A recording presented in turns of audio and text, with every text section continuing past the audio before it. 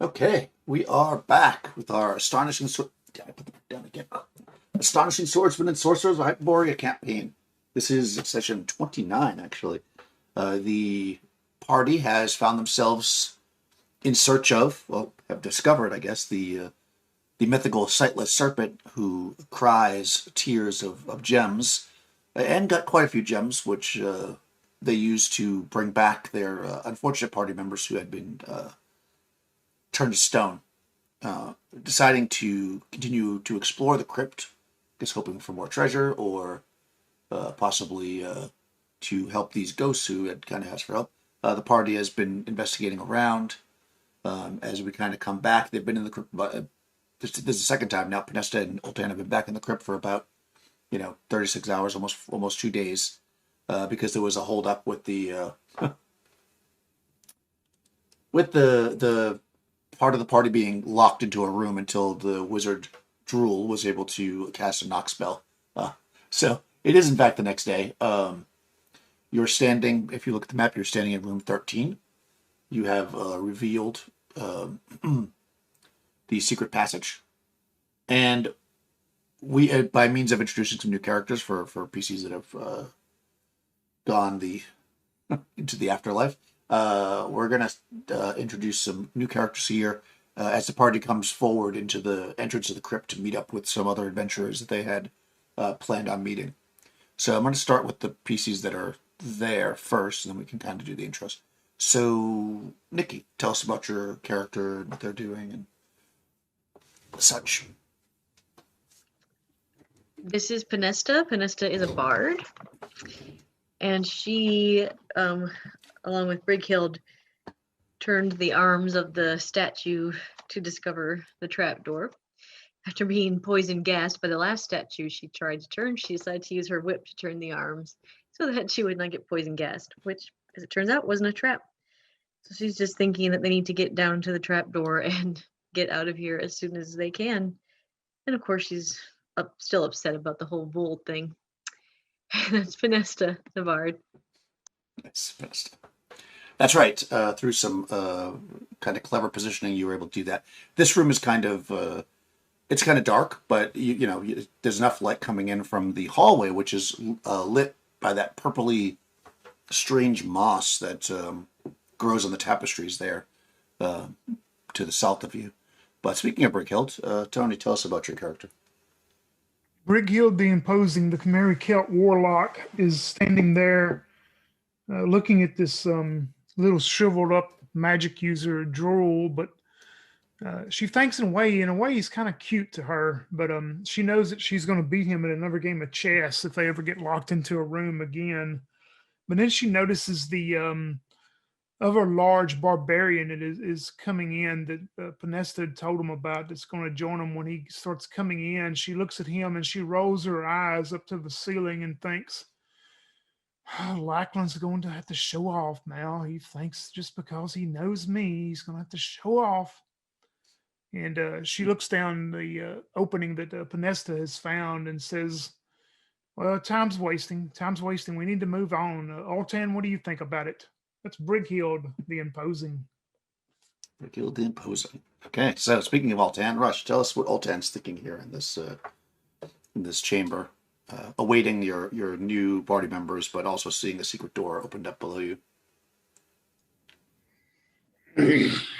Sultan would just sit there in his still clad in his black armor and just kind of looking around, and he sees the secret door open up, and he kind of gives Pinesta an approving nod, as if to say good job, and he kind of walks over and peers over at the door, and then just kind of slowly lifts his head and glances back at the others, and with this look of just like, so are we going or what? And that's Oltan, cleric of Yunde, who, as we all know at this present time, is suffering from a temporary form of megalomania. Not himself, for sure. Yes. Not Altan the impatient. It's all about the curse, right? So yes, Altan. Mike, tell us about your character. Yes. Lachlan McGordon, barbarian from the same town as Brighild. He's a Kimmery Celt. He tends to be a man of action, although he could be thoughtful at times. He'd rather move and do than sit and wait. So as he kind of leans in, he's looking into the hole and he sees these two figures approach. Yeah, not so worried about the woman, but he does see what appears to be this Pict that is a little imposing and says, you, what's your name? Lachlan. That's what they call me. And then he'll look and he will jump into the bottom. Into the darkness? Into the darkness. Fantastic. All right. So, Young, tell us about your character as they approach and see this barbarian ask you your name, then jump into the darkness. Yeah, he's about to answer. He's like, my name is Centusmos Nepos Avirargi, also known as... And then he jumps down into the hall, and he's like, Arvi, my name is Arvi. So I'll be playing the Pictish barbarian. As I said, Centus Nepos Arviragi. It's a mouthful. So he's a well-built, broad-chested, muscle-bound warrior. He's got ruddy hair, green eyes, standing about 5'6" tall. And he's clad in leather armor with double bandolier crossing his chest. And you see the bandolier filled with sizable darts, actually 5 on each, so 10 total. And on his back, he has a bastard sword sheathed in a fur-covered scabbard, and it's adorned with a fuchsia-colored pommel gem. And he says, so let's find out what awaits us within. And he looks at, his friend, I think it's Sorcha, and says, are you ready? And he jumps into the dark hole. Okay. Crystal, tell us about your character and whether or not she's also going to dive into a dark hole. My character is a short Celtic girl. She is clad in studded leather armor. She seems really excited to be here. At 5'3", she's not nearly as imposing as her tall friend. And she sees the hole and goes, oh, cool, look at that. And she runs up to it and she goes, I bet you I can hear my echo. And like lets it echo. And then she sees her friend jump down and she goes, wait up, Harvey, I'm coming. And she'll jump down the hole as well, chasing after her barbarian friend. And that is Sorka. The H is like silent. Okay. Well, that's an interesting way to start. So you jumped into the hole, Lachlan. It doesn't go. It's only 15 feet down, so you land on the ground probably with a thud, but you won't take any damage or anything. And of course, you're standing in the darkness. A few seconds later, somebody lands on top of you. Go ahead and make an avoidance save.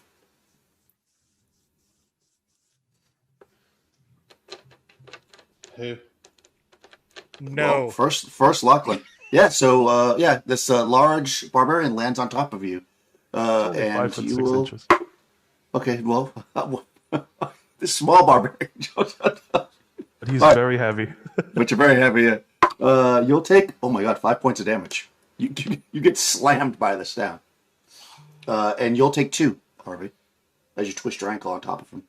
Ooh. Then pouring down on top of you is, after screaming into the tunnel, making a whole lot of noise, is Crystal's character. Go ahead and make a avoidance save there, Harvey. What do I roll for that? It's just That's a D20. 20.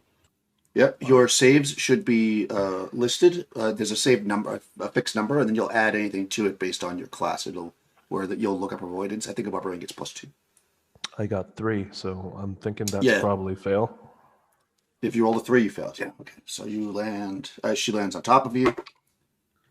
She's a little bit lighter, so you'll only take 1 point of damage from that. But you will also take a point of damage there, Scorcher. Yeah, and you're also laying in the dark. You can see above you a fairly brightly lit room compared to where you are.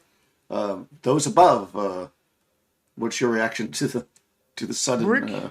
Brickhill looks over towards Pinesta after seeing these 3 jump down, which she expected from Lackland, but she sees these other 2 new jump down, and she looks at Pinesta and she goes, "Seriously? This is what you brought back to help us?" Well, desperate times and all that. Oh, she looks at Oltan. I don't know about this. Well, he kind of whispers, he says, "Look at it this way. They're liable to be the first ones to die." Well, it sounds like from their oomps and umps down there, one's probably already dead. I hope it's not Lackland. At least I know a little bit from. I guess we should walk over there and see what's going on. You jump down in there and find out. No, I'm not jumping down there all the time. I'm not a fool like them two. Yes, We you can walk over. I'm sorry. Yeah, if you look down, it's only 15 feet down, and I mean you're. I said this room was darker, but actually it was the full crypt that's darker with the moss. This room's actually pretty lit because it has those magical torches that are in the statue's hands. So you look down, you can see them at the bottom. I mean, it's dark, but they're probably standing up and dusting themselves off, I imagine. Way to be All subtle. right, that was awesome. We should do it again. Want to get off from me? You can tell that at the bottom there that there's a passageway that leads off, which would be to the west. It is, of course, completely dark. Are you gonna tell me your name, Softy? Looks at Lackland, getting off of him. He goes, I think I did, Lachlan. He said, and you're welcome. Thanks. And he pats you on your back. I will yell up. I will yell up at the others. It's not that far down, actually. As long as it's not raining humans. I'm going to throw a rope down to you then. You can actually, Brigil, as you approach, you can see that there's actually like metal rungs, like iron rungs, hammered into the side that would make basically a ladder. She just starts laughing at that, man. Knowing them 3 just jump down the middle of nowhere, she just starts laughing and wink at Pinesta and Oltan and go, "Well, let's take the easy way down." Start climbing down. Okay. All right. So, like I said, it's dark down here. So who's torching up, and what's your marching order? Lachlan will fire up his last torch. Okay. Are you going first too, or no? Of course. Okay. Just making sure. Oh, he's getting to mark him new torch sheets already. Yeah. I'm getting to the torch sheet right here. We're starting the first round, first turn. Who's behind Lachlan? RV. Okay. RV's saying, Nice. RV's saying, hey, I was supposed to take the front. Nice. You want to take the front? Go ahead. My pleasure. You may take the front. All right. I love it. Okay, and I mean he's steps short, up. so you can see over his head. Yep. Who's behind Lachlan? Sorka, I guess. I mean, she's the only one down here. Well, I mean everybody's coming down now. You're forming a line to travel into the depths, as it would be. But Sorka's next. Okay. Where's Oltan at and Pinesta and Brickhill? Pinesta will Brick- be- Oh, go ahead, Tony. I was just Sorry. going to say, Brickhill was going to suggest to Pinesta and Oltan, if they want to stay in the back, she'll go next, but if not, that she'll take the rear. No, I'll go behind you, and then Ultine can be in the back with his armor. He's the best at bringing up the rear. So, And most everything else. That's right. Let's not forget. I'm gonna say Sorka is also gonna light up a torch. Okay, so it's Avi, Lachlan, right, with a torch, and then we've Yes. got Brighild. Sorka, wasn't it? Next. Oh, Sorka, then Brighild. Yeah, okay, that's right. I don't know why I put it. Then Panista. Yep. Sorka, then Brighild, then Panesta, then Altan. Okay, we got a big party now, so I have to actually write it down. Usually I can keep track of it in my head. All right, and you're gonna have a torch as well. Okay, cool. So I will use 2 different torch sheets. Nice. Sorka will look to Brighild and she'll go, "Wow, you sure are imposing. I like your hair." Thank you. I colored it myself after talking to Panesta about it. Excellent. Yes, this has changed your hair many times. So this is a well-formed. It's not a tunnel. It's clearly a passageway. There are, it's brick construction. Stone brick construction with clearly with to keep the weather and stuff out, so it's not particularly wet or anything like some underground. Like when you first came in those caves, they were all soaking wet. This is looks like it's a well-made passageway, and it leads off. It's 10 foot, kind of standard 10 foot wide, 10 foot tall passageway heading off. And like I said, you can see about as far as you can see on the map, about 30 feet out. If you just kind of proceed till you run into something, which has been what you've been doing, I can move you forward, unless there's something special you want to do. Okay. All right. I will just move you forward a little bit at a time, slightly faster than you can actually move because, of course, you got Altan in the back there. So you move up, you can see it bends a little bit, and then actually when you round the corner, your torchlight starts to flicker over here, and you see that there's a statue at the end of the corridor. You're probably like standing. At this point, you're like 30 feet away, so you can just see the statue.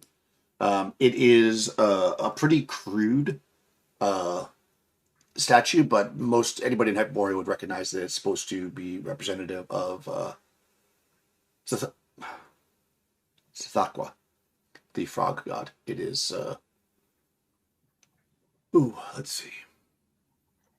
It is. It's 2.5 feet tall. It is a fat, warty toad with horns upon its head, sleepy eyes, and folded, membranous wings. From its mouth lolls a thick, wart-covered tongue. It is Sithaqua. It is, you would know, is a pretty heavily worshipped religion.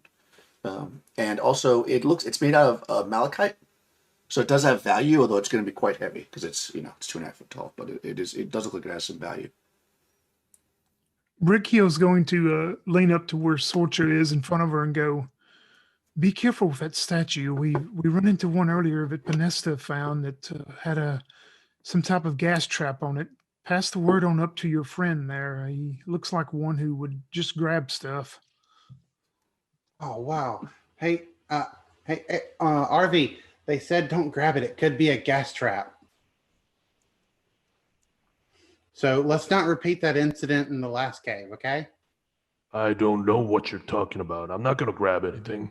You remember that snake that one guy said, "Hey, don't touch it," and then you touched it, and the snakes came pouring out of its mouth. Hey, Sorka, I said I don't remember what you're talking about. All right? Oh, right. Yeah, I forgot you didn't like that. Yeah. You can see that just to the right of the statue, basically that's where you're traveling. You can see that it looks like there's a staircase heading down. Staircase. Harvey sniffs the air. Does he smell anything in particular? It's actually quite dry down here and void of any smell that's unusual for the area. I mean, it's a cavern under the ground, so it has kind of an earthy smell, but it like I say, it's dry. Well, you actually weren't in the non-dry part. So yeah, it basically doesn't smell any different than the rest of the places you've been. The place doesn't smell so bad. Smells Is like there- good old Earth. This is the first sign we've seen of the frog god deal in this, right? We hadn't seen it in any other rooms, have we? That is correct. You have seen only the other the Thermadra, the Thermagoga. You saw in the large statue, but you have not seen Zathaqua at all down here. No. And it just that that hallway just dead ends at the statue. There's nothing past it. Right. Well, it's kind of set in an alcove in the end wall, and if you were to travel up to where the statue is, you could make a right-hand turn or turn to the north, basically, and there's a set of stairs. But there's no way to go past the statue. It basically is set into the wall. And there's nothing unusual about the statue on closer inspection? You want to walk up there? I do, yes. Okay. Is everybody else staying back? And Panesta's going to walk No, up? Brickhill's going with Panesta because she's fixing to ask Panesta what she maybe would know about it. I'd kind of like to go look at it too because I mean it's a toad. Okay. Okay, that's cool. Well, I mean, it's Zaquaco. You would know what it is. Everybody knows that Zaquaco is. I understand. It's not a toad. Okay, so you, the barbarians are staying back. No, I'm coming with them. All right, so basically the whole party's going to walk forward. That's what I'm trying to get an idea for. So, okay, so you're all going to walk up there. All right, well, since you're in front, and it's as a way to initiate you into the group. As you start to move closer to the statue, you feel the ground give up beneath you, and let's see, you weigh over 100 pounds, right? I'm assuming. Yeah. You fall into a pit. It is 20 feet deep. You will take damage from such a fall. See, The like next I person in told line. you earlier about watching for the floor to fall out from under you. You did say Yeah. Wow, these dice like you. Only 2 points of damage as you crash down on the bottom. Whoa! And then he manages to keep himself from falling, and he just lands on his feet real hard. Goes thud. Oh, my legs! Yeah, so you can now see that you see even below you. It's about 20-foot drop. There is like a 1-foot ledge around the edges, so you could kind of, if you're up top, you could get around it. It would just be you have to be very careful. He looks up and says, "Be careful down here." Sorka shouts down after you. Watch the first step. It's a doozy. We're not coming down there. Can you climb up or do you need a rope? I'm guessing he'll need a rope. Yeah, I'm gonna need a rope. He looks up and yells.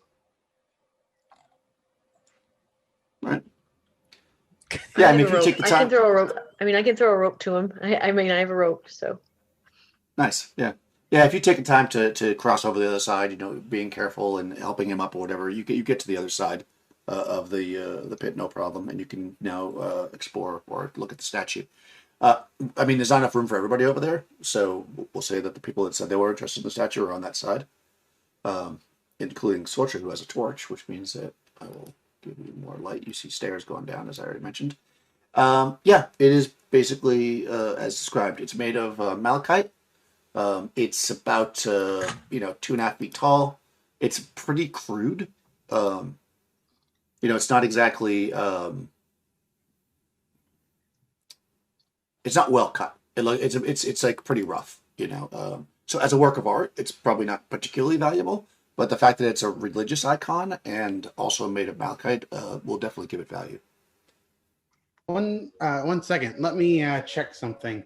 And Sorka will begin to do some chants, and she will cast Find Traps. Okay. Yeah, there's a trap behind you. Which would have helped a little while ago. Yeah. How long does that last for? It is 1 turn per 2 caster levels, so it'll last for 2 turns for me. Okay. And I can, as long as I walk with my hand stretched before me, I can detect any traps within 30 feet and 10 feet wide. Nice. Yeah, there you maybe go like this, whatever. There's no traps within except for the one that's already in the ground that you see anywhere near you currently. I would tell Brickhill what I know about the statue, or what's Zathaqua. I probably know that he's a chaos deity, right? As a bard. Yeah, you know, whatever you. Yeah, I mean, if you do you want me to tell you about the clock, or do you have the information? I have it. Okay, yeah, you can go.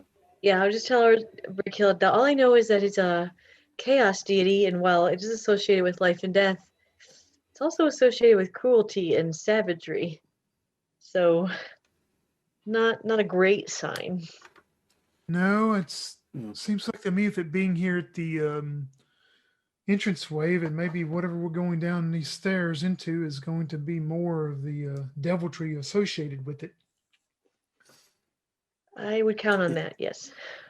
You would also know that you know, near the end, before the Green Death and before the Hyperborean race basically got mostly wiped out, they had started to primarily worship the Thakwa, and it's actually still one of the largest religious cults or whatever you want to call it in Hyperborea. So it's not uncommon to see stuff like this. This does look pretty old too. The statue.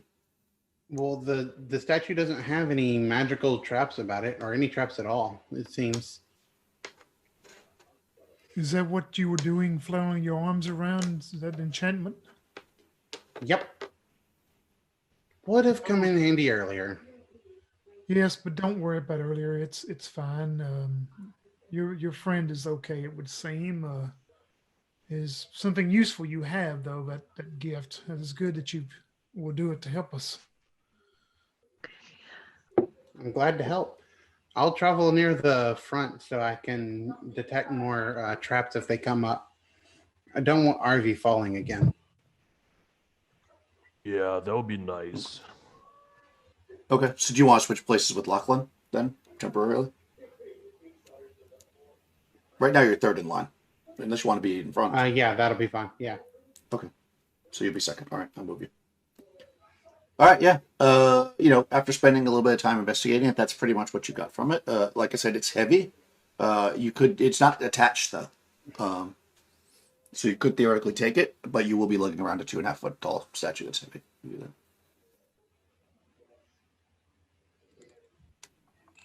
No, Brickhill wouldn't get it unless somebody else did. I mean, unless one of them wanted to get it.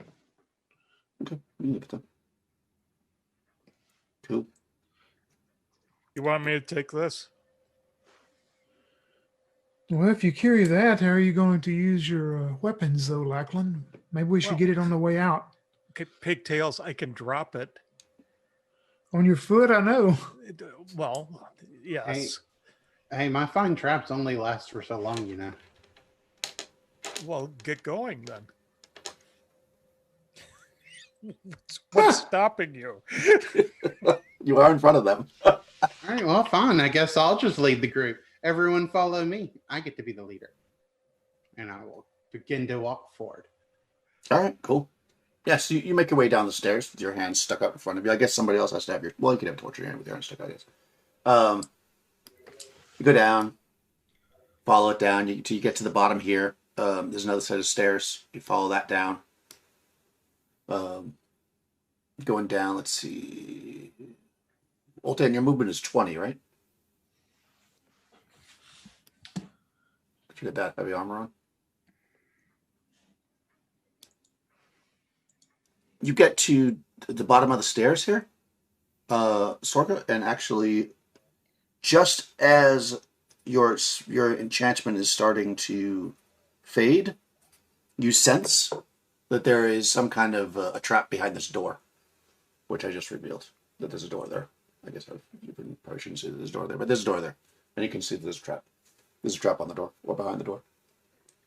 Can I sense that it's behind the door, or like if we? It's on the other side of the door. It's on the other side. Well, literally, you got there exactly as the spell was ending. So either you know there's a trap. It has something to do with the door. It's probably it's likely behind the door. Is from what you can tell. Let's see. At the bottom of the 3 sets of stairs, there's a rusty iron door that blocks further passage. And there you go. But you know there's a trap there because you used magic. So, so yeah, like it kind of like runs out, and then she kind of like closes her hand, and she gets a little curious look on her face, and she says, "I'm pretty sure that there's a trap really close by. I'm not sure if it's the door itself, but The point is, we should really be careful. Your talent has already proved itself worthy. Thank you. Well, who's got the 10-foot pole? Dang it, I knew I forgot something. Yeah, you're all basically on the staircase right now because when you detected it, I'm assuming you stopped. Because that's right at the 30 foot. So you're basically 30 feet away from the door currently. So the door's there. You're basically all right here at the foot of the stairs. So everybody else just stacked up the stairs as you stop them there. So you're saying the trap's behind the door? I mean, it was hard to tell. I mean, like, I could tell there was a trap nearby. It might be behind the door. Well, open up the door then. Hold up the torch. Maybe it's around here. I mean, yeah, I can hold up the torch. Is there anyone around that knows how to look for traps? RV looks around for anything that's, out of ordinary. Any projections or little stone that comes up, something like that. Where are you looking? Well, on the floor first. But by the door or where you are? Where I am. Okay. Yeah. I mean, you spend some time doing that. And as you do, your torches burn out. So go ahead and start another torch, everybody. Who wants to do it? I will. I'm out of torches. There you go. I'm burning another one.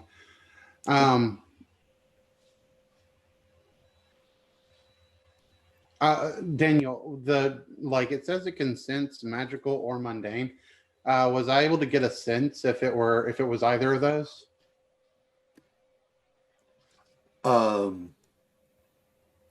Does it say that you would know, or just says that you would sense both? It says the sorcerer detects the presence of any magical or mundane traps within range.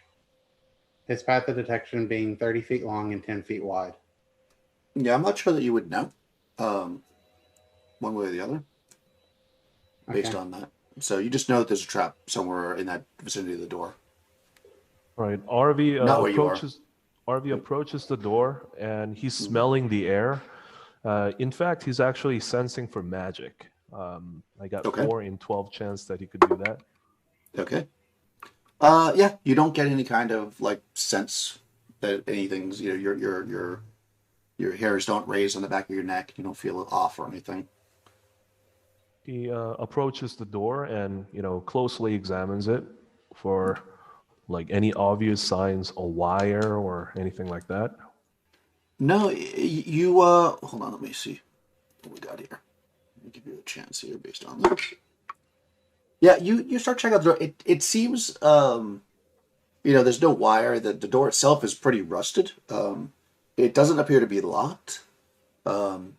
But as you're kind of looking around, just generally looking for wires, you actually notice something that you probably didn't expect to notice, which is there seems to be on this wall over here like a thin, very, very perfectly straight crack running up the wall. Do you see where I did that? You saw what I did? Yeah, he sidesteps out of the direct perpendicular normal to where that line is. Mm-hmm. He's assuming that maybe a blade will pop out or something like that. So he sidesteps it and he points at it, looks back to the group and says, "I see something. It's a line. It's a crack. I'm afraid something's going to pop out and try to cut us down if we try and open the door."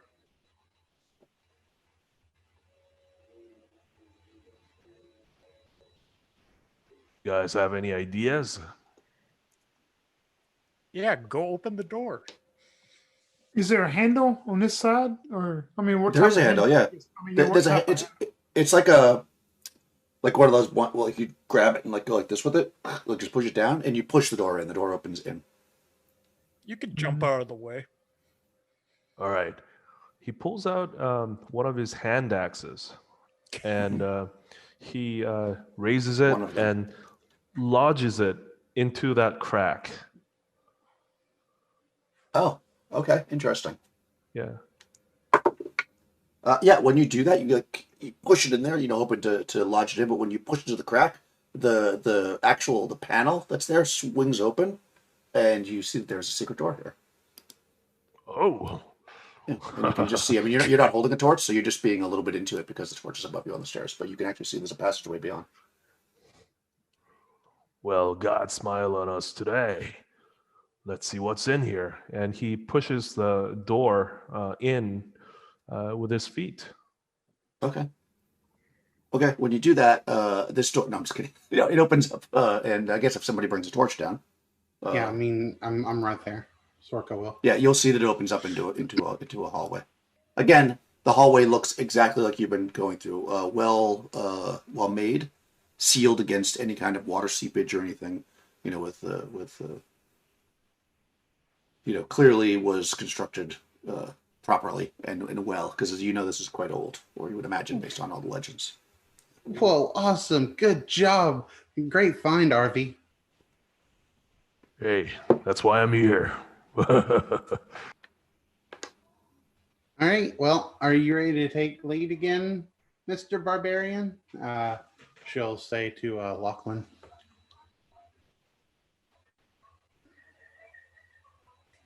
Well, your friend here was leading. All right. Well, I thought being a little taller, you'd be a little more courageous than I am.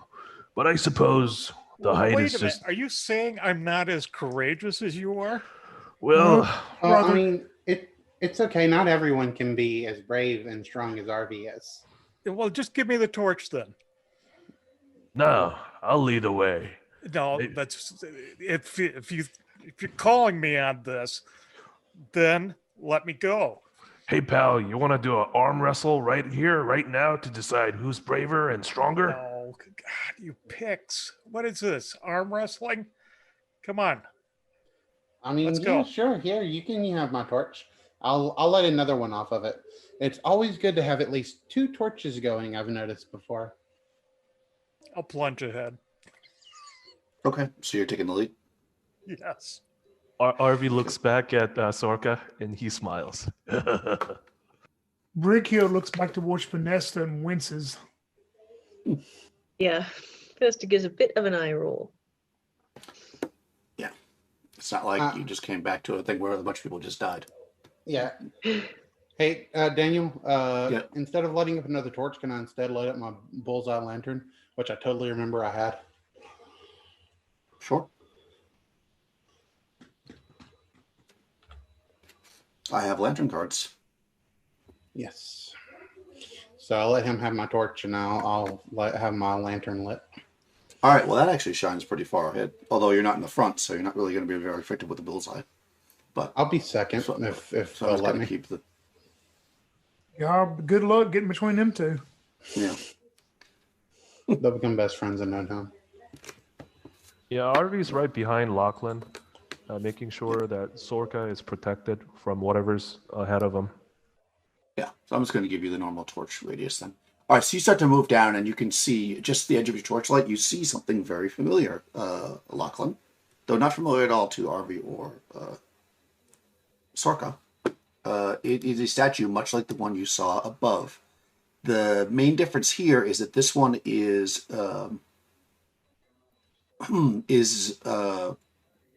made of bronze, I believe. Yeah, it's sculpted of bronze. The other one, I believe, was stone. I'll give you the breakdown again of what this thing looked like. Statue depicts the Duke of Hell, with who the statue is posed in an attitude of attack. It wears a great horned helm that conceals its features. The hands and of the faceless warrior grip a stout shaft of a halberd.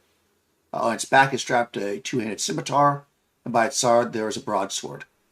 Yeah, it's made out of stone. So this one's made out of bronze, but it looks just like that. Same kind of statue, but bronze.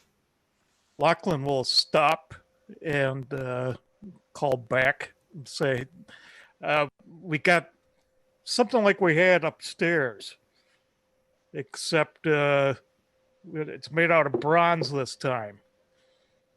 Are you getting the same uneasy feeling that you... Oh, right, you have the... No, maybe you're not close enough, maybe, but or does it's not giving it off because you don't feel Okay. anything from the statue. You're not getting I any will sense. cautiously enter. Okay. And Of since course you will. enough floors have dropped out underneath me, I'm going to prep to, well, I'm going to set down this malachite Okay. agua. All right, so you're carrying the statue. Okay, so you're gonna put it down and step forward, Yeah. gingerly into the room. All right. So you come into Yeah. this space. You can see as the party starts to move in. Again, the statue is as described. It is made of bronze. It's like 10 feet tall on a plinth. You can see that to the north and south here that there are in fact 20-foot wide corridors that head in those directions. And you can see to the east that there is a door. This door is also bronze, I believe. Let me just confirm that.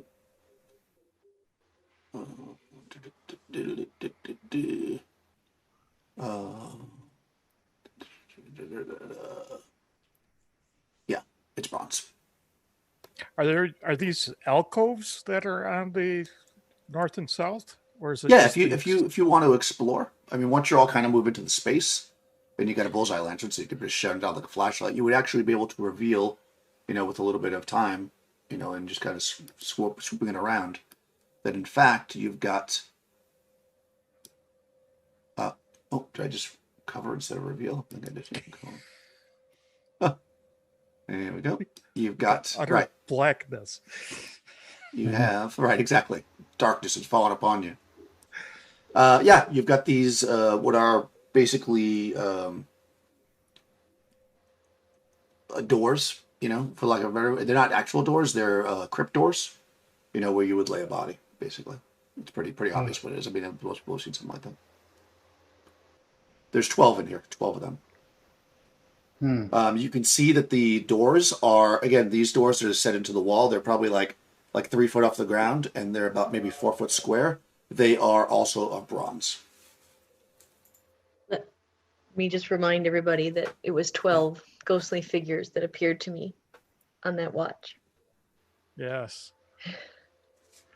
Brickhild is going to look towards the magician wizard and go, come here, pawn, before we play another game of chess. And she wants them two to go to that statue and look. They were in 14 overnight, so they probably looked at that statue good. She just wants to see how depicted this one is to the other one. I mean, are they pretty much identical? I mean, as far as the way they're made, and besides the That's a very different material. yeah. Yeah, that's a good question. You were in there all night with that thing. Yeah, absolutely. You're pretty sure they're exactly the same, and you're kind of comparing notes and looking at them. But this one does have one slight difference. In the base of this one, there seems to be a small, like it looks like what might be a door, but there's no handle on it. You can basically it's bronze, right? But you just see the square. It's like maybe like a 6 inches by 6 inches square where you can see a line, where some kind of panel, I guess, is the best way to describe it.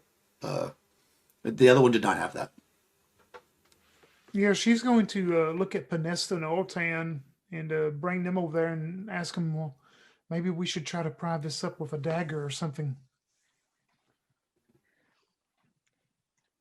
Of course. Good, do that.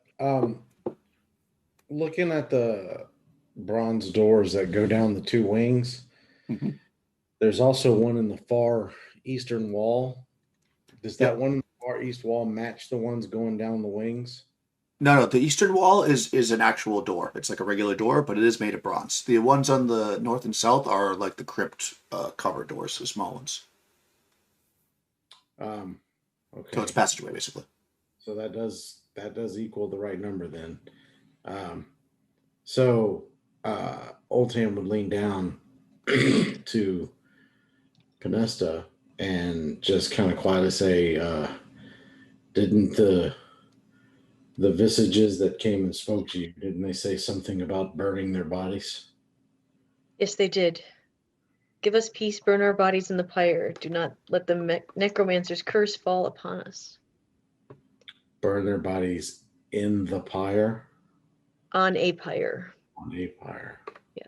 Which basically means burn them, I guess. That is what they said. And that the beast was not brought here by us, so the beast we killed, I'm assuming.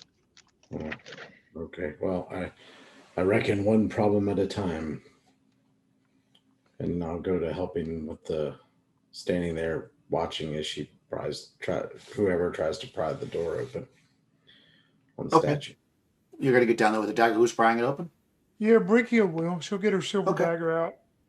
Yeah, you pull your dagger out and you kind of jam it in there, and maybe you're it doesn't feel like it's going, so you go move around a little bit, and you realize that it actually is. It's a small door on a hinge, and when you get the right side of it, it swings open, and there is a compartment inside. There is sitting on what is now mostly rotted, like kind of falling apart, piece of velvet, are 4 sapphires, and they are white. There's also a key. Fine, Brighild. Wasn't there something about white sapphires too? Yes, there was. White sapphires are for the ceremony. We found that in the necromancer's office. The one, I'm assuming the ceremony he was trying to use to turn the family into liches. He needed white sapphires. Are they where you could just reach down and take them off this velvet pad? Yeah. Yep, Sure. she's gonna do it. She's gonna Sure, do it one at a time. Go for it. You take one, make sure it's drop it. Yeah, you do. Little by little, you pull them off. Maybe just being extra cautious. Do you want to take the key as well? Oh yeah. And a key. Okay. Yeah. So now we have 3 keys. Yeah. Yeah. You recover them. No problem. And they, they're white. You probably never see anything like this in your life. They're quite valuable. Being white sapphires. And they're not very big. So, unlike the statue that Lachlan's carrying around. Yeah. Yeah, and then I guess she'll look towards Altan and go, well, do you want to go to that door and see what's behind the door while the rest of them are looking the other passageway? Sure.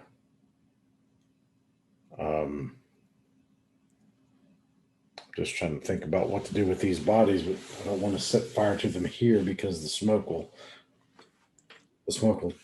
burning a fire in the ground. I mean, I don't have to tell you.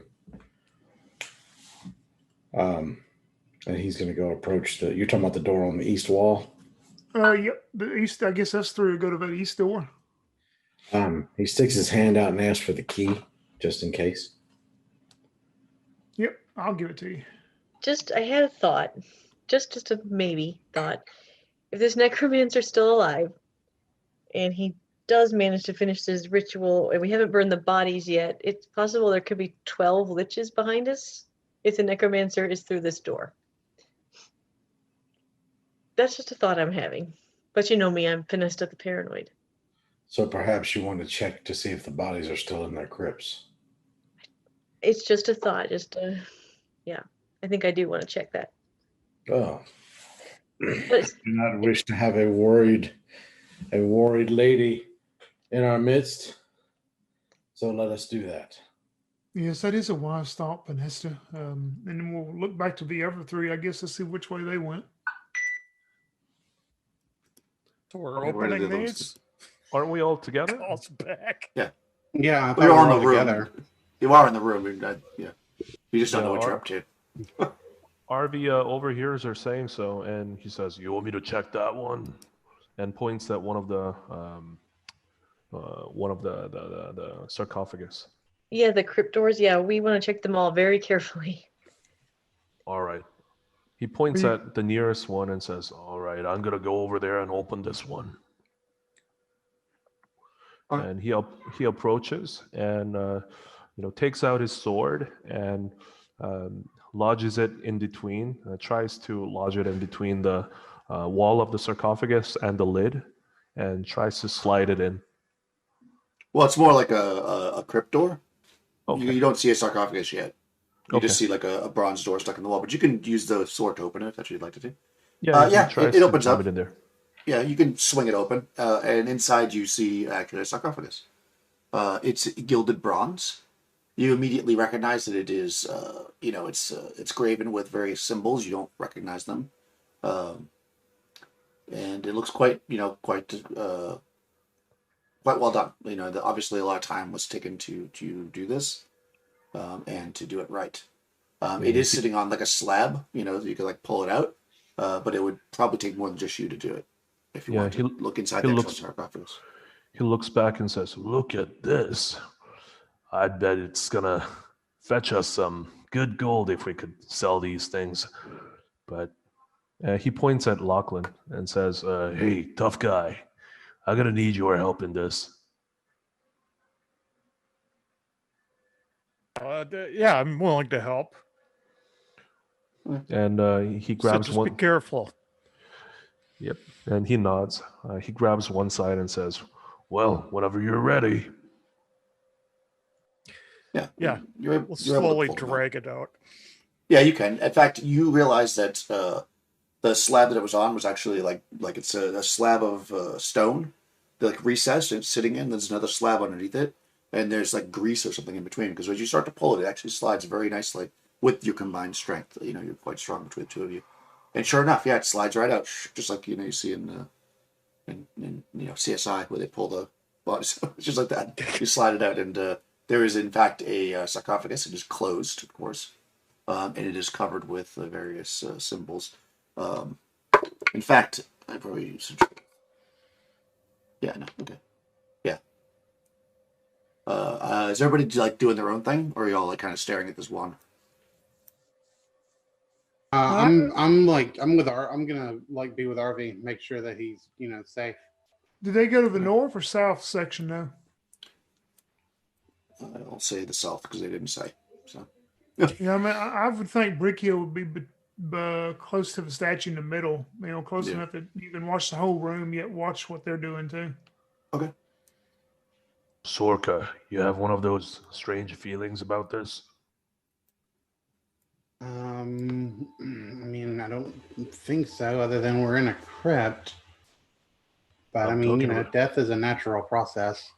I'm not Well, getting any weird feelings that they're not dead.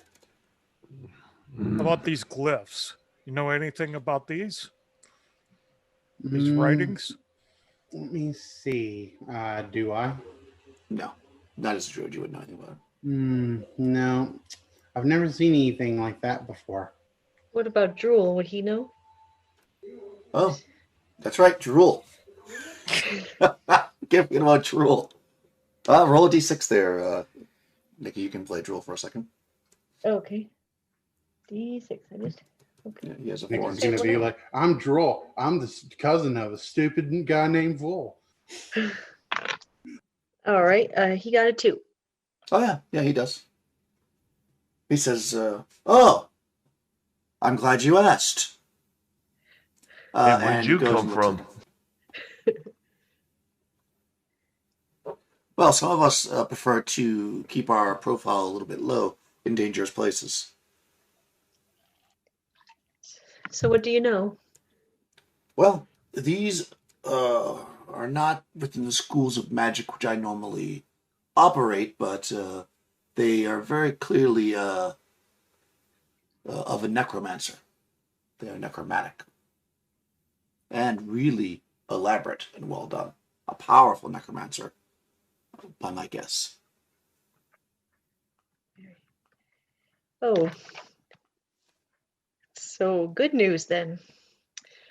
Let's see. So we can open these. I think you and I have different definitions of good. She smiles. Yes, sarcasm. Um, Brickhill, these are necromantic runes. Drool just told me, or glyphs. Yes, that does not sit well with me. But do you think your cautionary still in effect that we should at least open one of them to see before we go through the east door?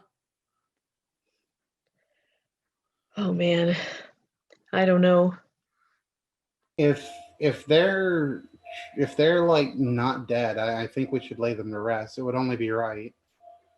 Damn right. Arby takes out his sword, and he's ready to strike at it. You guys want to open that lid? If it ain't dead, we're gonna make sure it is. We should probably see what's in at least one of them before we go through that door. Don't you think, Brighild? Yes, that was the caution you suggested, and I do agree with that as we had spoken. Okay. I have my lantern in one hand. I'm going to take out my sling in the other. Lachlan will wedge his hand axe in there, Okay. slowly Yeah, crack it. Yeah, you can definitely do that. You crack it. You immediately get a smell of kind of a chemical smell. Not a rotten smell, but like a chemical smell. And you kind of twist the axe to pop it open. It actually opens pretty easily. Inside, you see a body tightly wrapped in linens.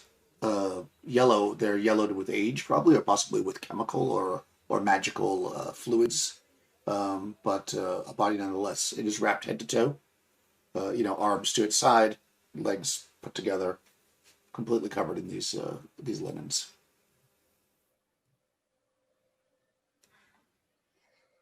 Can you light it on fire with your torch? You want to light a fire in here? All that That is not a smell. wise ideal. Yeah, probably not. I just either. How heavy is this thing? Well, I mean, mean, just to it's- drag it out, it requires a required strength of 25. So I'm going to say it probably weighs maybe like, it's a huge bronze sarcophagus. It probably weighs like upwards of 500-600 pounds. No, just the body. Oh, I don't know. You can try to lift it up. Yeah, So you're going to reach in there and grab the body? I will. Okay. Arby's With your gonna hands. Arby's gonna like hold up his hand. He's gonna say, "Wait, hold on a second. We got one of those holy men over here." He looks back at Oltan and says, "Well, maybe you ought to take a look."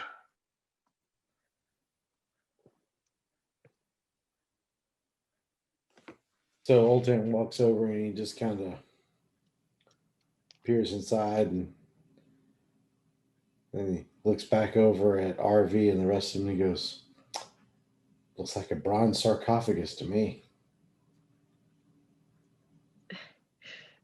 Wow, you're I'll quite lift him astute. up. Okay, yeah, you reach in and lift up the body. I don't know, roll a d12. Uh, We'll see which one you get. 12. Yeah, 'cause it doesn't say which one's in it. Which. Unless it, 9. unless Nine. it wakes up, I can't really do anything. So you just cross. All it. right, yeah, it's pretty light, actually. Less than 100 pounds. Okay. Yeah. I pick And it up. very, very tightly. Actually, as you lift it, you feel like it's almost like lifting wood. In the sense that these bandages, these linens, are like hardened in a sense around it. So when you lift it up, it doesn't like sag. Like you pretty much just lift it up. Right. Yeah. Well, I could probably carry one under each arm and start hauling them up. We could burn them outside. You want to take him outside? Or It's we gonna could ta- bring them into the cave. Well, if you want to take him outside, it's going to take a little while. Well, I'm not in a rush. Before you start doing that, Lackland, let myself and Panessa and Altan go to this east door and see if we can gain access to this east door first and see what lies behind there. Okay. I'll put the body back down in the sarcophagus. Okay. You're just gonna leave it pulled out like it is then? Yes. Okay. Fair enough. Just make a note here. For no particular reason. That's not suspicious at all. mhm. Yeah, so you you go to this door. It is a very nicely made door. It doesn't have any kind of markings on it in particular, but it is made of bronze, and it looks like it's in perfect condition. I guess I've already mentioned that before. Like the statue down here, these individual doors, the sarcophagi, they all seem to be very well preserved. They're not like all pitted with age, even though based on stories in which you would imagine these are quite old. and the Yeah, door I has a gave regular handle. Altan that key. If there's a keyhole, Altan has the key. If it will work. There is indeed a keyhole. Would you like to try the key? Well, did we try to see if it was locked first? If you try it first to see if it's locked, it is indeed locked. Okay. So then I will try the key. Okay. And it fits. Look at that. So I wave Panesta over and I tell her to take a peek. I'll open the door and take a peek and see if there's anything other than darkness beyond. And I start to pull the door and then I stop for a moment and then I look at her and I say, maybe you should inspect the door before I open it. Well, I can listen. Okay. What's your discern is- noise? 6 and 12. Okay. Yeah, so you put your ear to the door and listen in the flickering torch light and bullseye lantern light. And it sounds, shall we say, as quiet as a tomb? I see what you did there.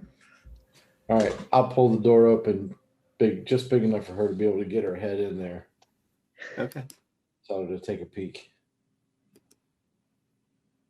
Cool. Yeah, you open up the door, you can see like a little bit down the hallway. It's a hallway. Again, much like the hallways you've seen in this area of the tomb, it is absolutely and completely dark and dry and well made. No lights. No lights. Figures, doesn't it? All right. Okay, torchbearers, come on up.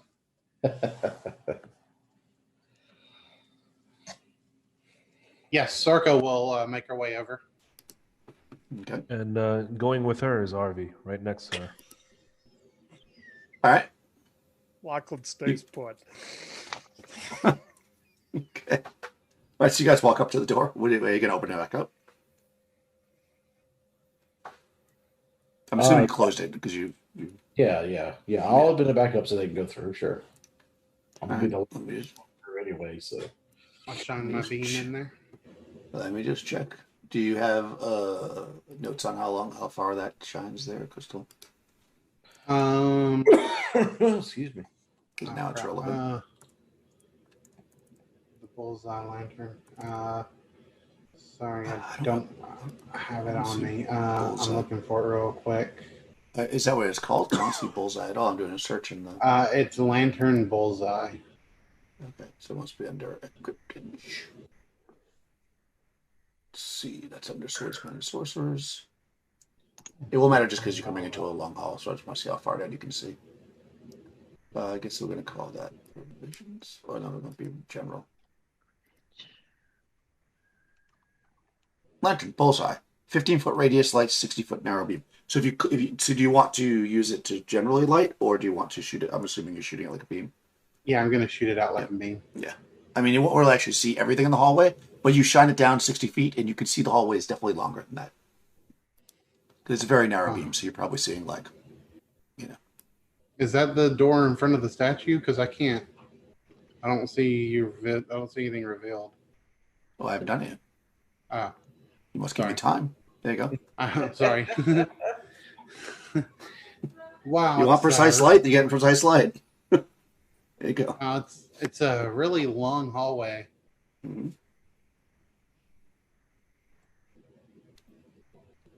I say we have no other choice and go and continue to see where it leads. Yeah, we can do that. The only other choice is to just burn the bodies.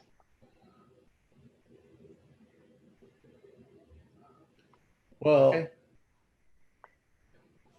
I mean, I wouldn't mind taking time to burn the body, really, because I want to make sure that they're not going to come back. And you said something about their souls being trapped here, and that doesn't sit right with me. Death should be the final thing for everyone. And the movement to the next phase of being.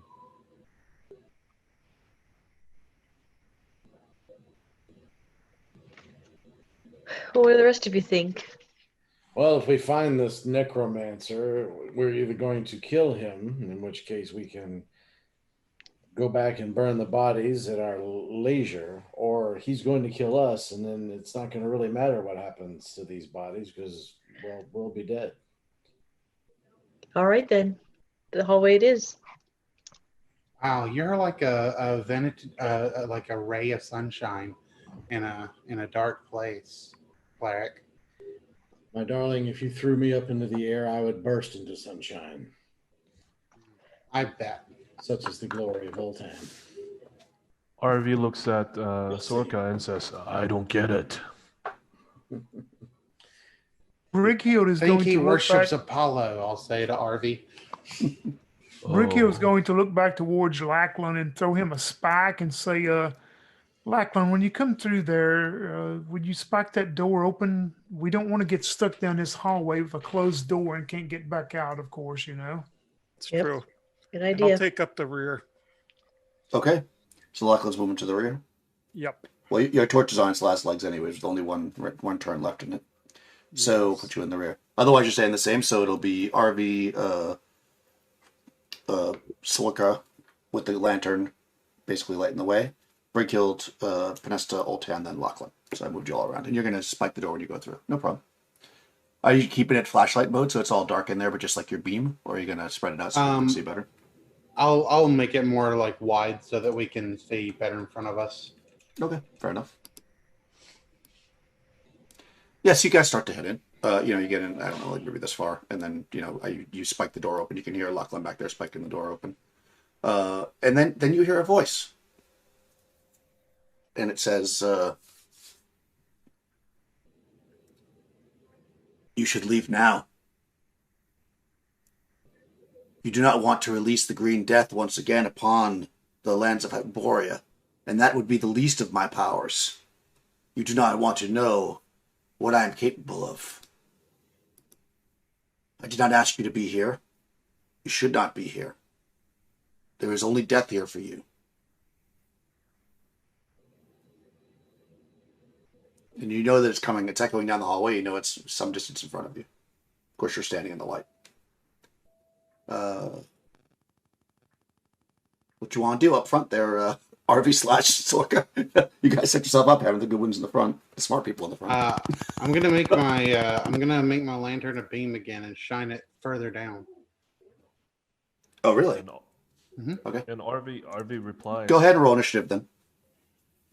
Oh. As soon as you try to hit him with the light, he's going to attack you. Oh, okay, fine. Yep. Yeah. You want to roll for the party? I guess so. Yeah. Yeah. If you try to hit him with the light, he's definitely he doesn't want to hit the light. He's a necromancer. 5. Oh, actually, you can't even reach him with the light. So he's still in the dark slightly. That's a good initiative, though. Oh no, that's the wrong way to do it.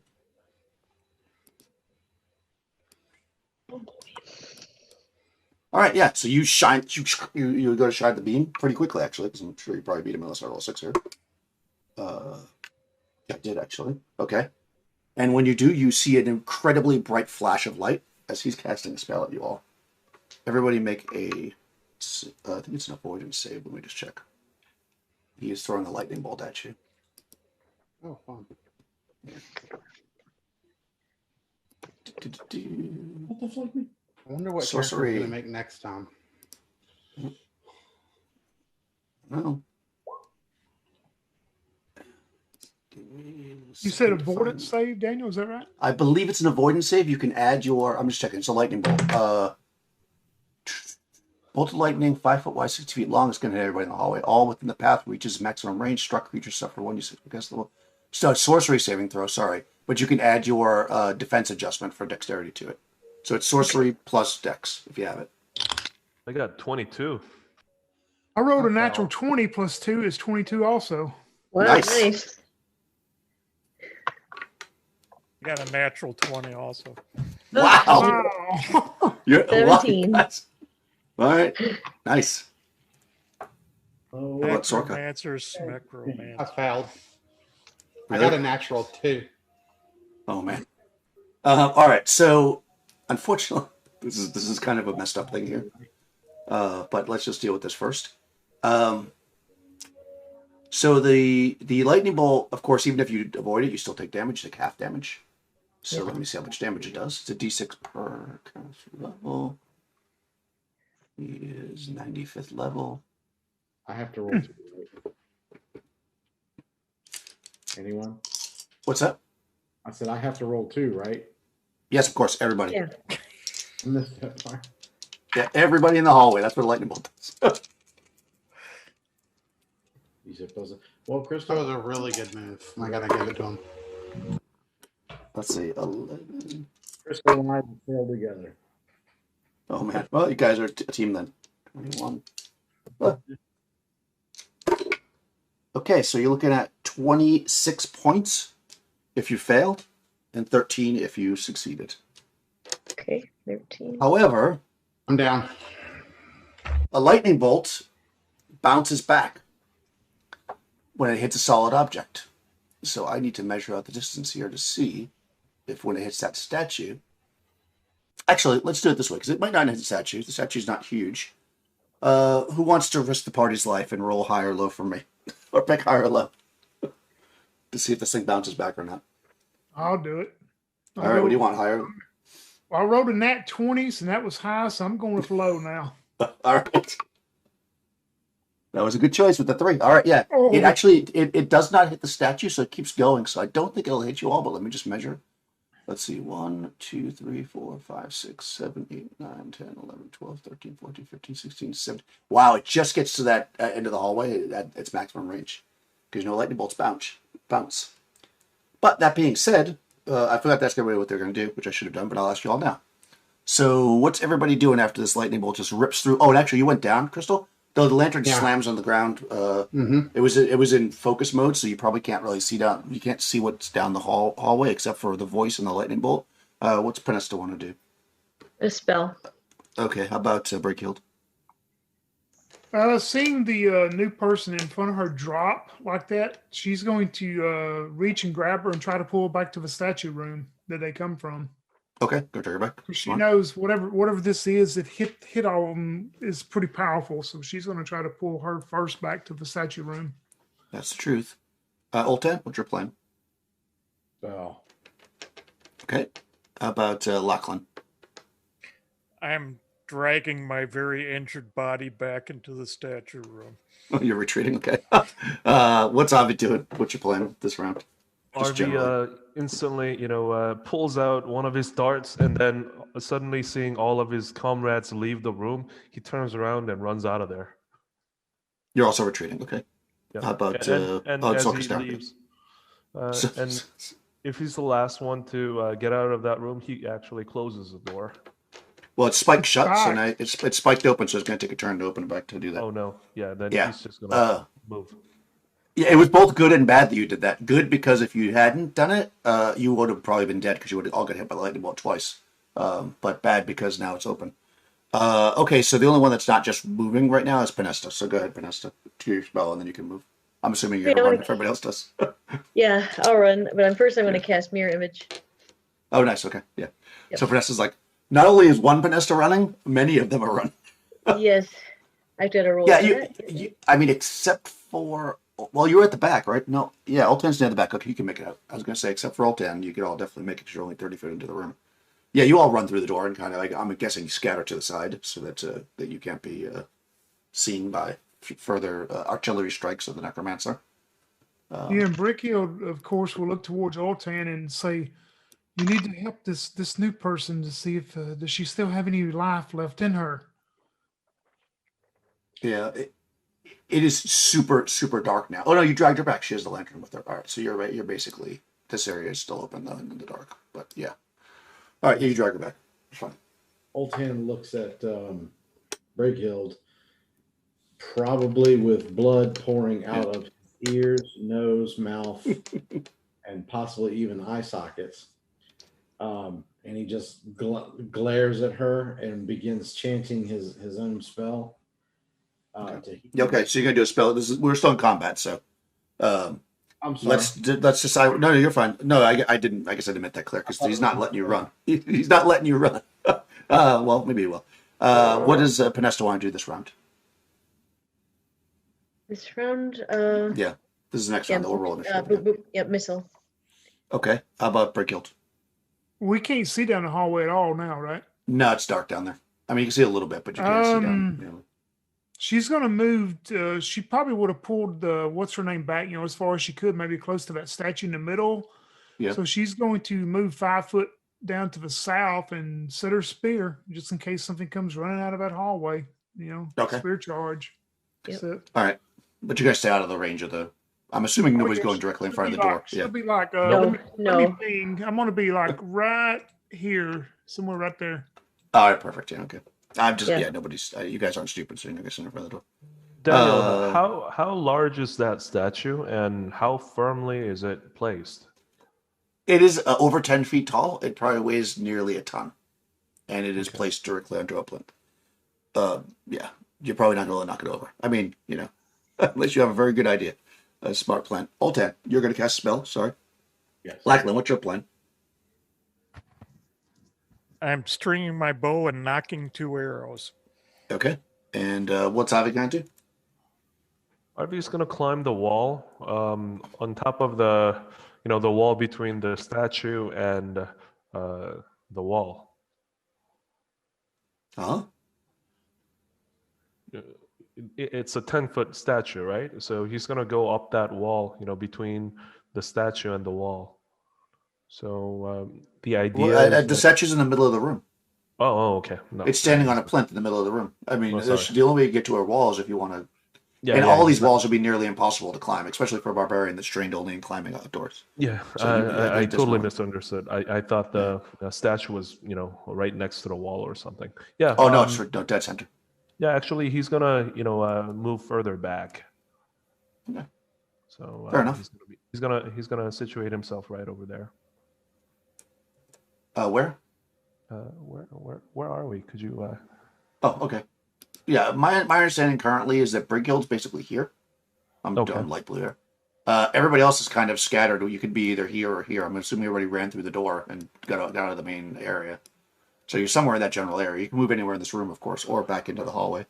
So let's see. The necromancer is right over there, right? In that general vicinity. I Is that mean, right? he's somewhere down that corridor that you don't know how long. You know he's at least more than 30 feet back because you were 30 feet back. Yeah, he's gonna move perpendicularly out of the way from that direction, Mhm. and situate himself right between the wall, right next to the wall, so that he's gonna get some cover. Okay. So he's going to wait to see what happens. All right. Yeah. And how about, Sorcerer's down. So you're going to get healed this round. Okay. Crystal, you roll initiative again for the party. He got a 5. 6. Ah, nice. Good. Okay. Magic happens first. Well, melee happens first, but nobody's here to melee you. Missiles happen. You're not shooting a bow because you have nothing to shoot at, right? You're just waiting. Likely not going to shoot into the darkness, right? So Right. magic. Yeah. Okay. Yep. So go ahead and cast your spell there, Rush. Sorry, I interrupted you before, but yeah.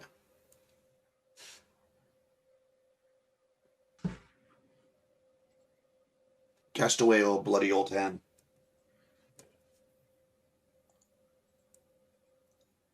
Sorry, I'm looking for my other D8. There it is. Okay. The lucky one. Yeah, well, no, I just only have 2 in this tray. um, so I got 13 for myself. I was down to 2, so now I'm back up to 15. And then, so I'm going to cast my spell and then move toward Sorsha. Okay. Well, how down were you, Crystal? -1. Okay. So you're not bleeding out, so you're fine.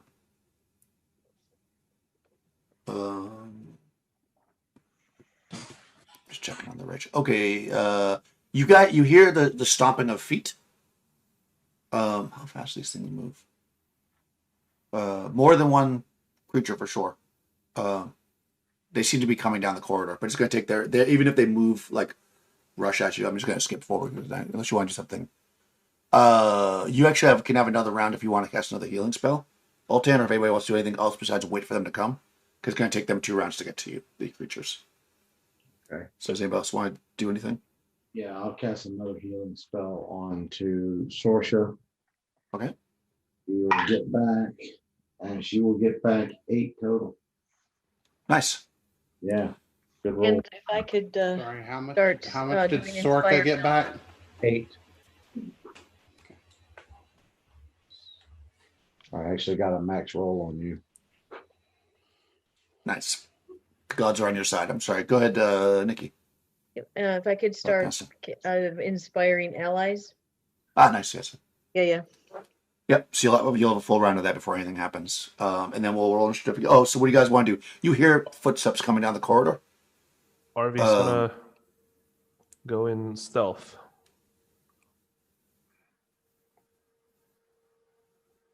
You're just going to stand by the door and wait for them to come. Could I hide? I mean, like Let hide me in just shadow like the thief? No. Where would you hide? You know, next to the Let wall me just or- go in order. Young, let me just go in order, so it's otherwise it's going to get confusing for me. So, Vanessa, Brighill, what's your plan? Brickhild is going to continue to have her spear set and look towards Lachlan and just tell him, hope those arrows fly true. Nice. Okay. Oltan, you're casting. Oh no, you already cast it twice. What are you going to do this round?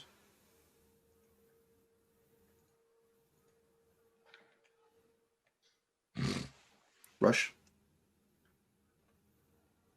Sorry.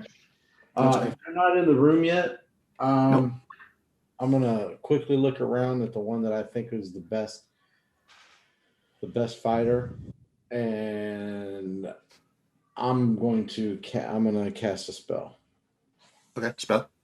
Okay. Now, obviously, you want to use your hide and shadows ability. I mean, you could stay where you are and hide. Yes. There's no place particularly different to hide in. Do you even have that ability? Or I think you have to use outside as a barbarian. No. Yeah, it seems like it's move silently, but I don't think he could Yeah. hide. Yeah. Yeah, I mean it's pretty dark and shadowy, and you're around the corner, so whoever's there can't really see you. As far as you're concerned, if you just want to wait to ambush them, if that's your plan, then that's fine. He yells to the rest of the party, let's get him in a bottleneck. Instead of being out here in the open, if we go into that narrow hallway, we'll be able to fight 1 or 2 at a time. Okay, Sorka, what's your plan? You're up now. Spell? Cast Okay, spell. perfect. All right, so let's go. Let's go initiative and see what happens. You hear these footsteps coming down. They got a 3.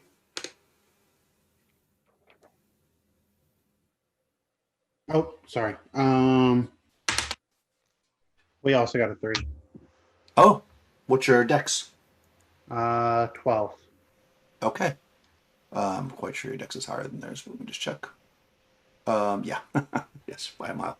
All right. So you're technically going first. Of course, all your melee people aren't going to be able to attack because they're not there. They're still in the darkness, but all your spells can go off. So that would be Pinesta. No, you're inspiring, right? That's something you just have to keep doing, right? Actually, Can you For this do other round. things? Yeah. Yeah. Altan, you had a spell going on? Go for it. Yes, I'm gonna reach. Like after I heal Sorka, I'm gonna step over and reach out and touch Brighild on the shoulder, and I'm gonna cast Omen on her. That is a good one. So Okay. that gives you the three dice, and you pick the highest. Alrighty. Nice. Sorka, what was your spell? Sorka, like she opens her eyes, she leans straight up and goes, "Don't like light, huh?" And she's gonna cast continuous light, like right where she can see the hallway. So she'll cast continuous light so that it'll go down the hallway, but also like into the room because it does a 60-foot diameter. Oh, nice. 60-foot diameter, 60-foot radius. 60-foot diameter sphere of lambent radiance. Okay, and you got to cast Subtle it to where hue you of can which see, can be right? selected by the caster. I'm going to make it just a bright white, just to piss that Okay. guy off. All right. I mean, so you got to cast it where you can see it, right? Which means you're going to cast it at the doorway. I'm gonna, So- I'll cast it like basically right inside the door. Yeah, so it'll go that far. Basically. And it'll be like, and it's 60-foot diameter.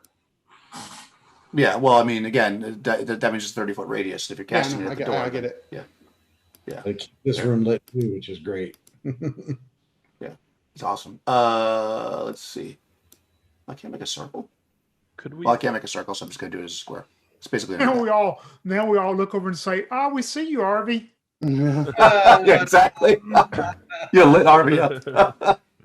But when you cast that, you see as they move in, they're going to make their move, and then you guys can melee, or actually, I guess immediately missile, right? Because aren't you missiling, Mike? I skipped you Yeah. this time, but I thought, yeah. Yeah, I was. You can actually missile fire now. Yep. Could I throw my Oh darts at him? no, that's not going to hit anything. What you see is you can't throw something. Young, just okay. There's a lot of character players, so we got to keep this organized. You can't change your action, and if you do, then you go at the second phase. So if you want to throw your missile, you could do that, but then you won't get to do your melee attack, which will come first. So I wouldn't do that in your case. So sorry, back, Mike. There, what you see, by the way, I didn't say you see 9 zombies. So go ahead and make your attack, Mike. That's an AC 8. That hits. That hits. Zombies. Oh yeah. Excellent. There we go. Okay, I gotta bust out my notes here for the combat. That is 14 points. Okay, that kills him. Well, I guess it was already dead. That puts down the zombie, which drops. So there's now only 8. There were 9. Now there are 8. Okay, so now, because we're splitting it, we're in the second phase now. So the first person they're going to come to is in fact Aubrey. So you can make your melee attack, unless you want to switch. But like I said, you would then lose your attack, so it doesn't make sense for you to do that. So go ahead, Avi, and make your attack.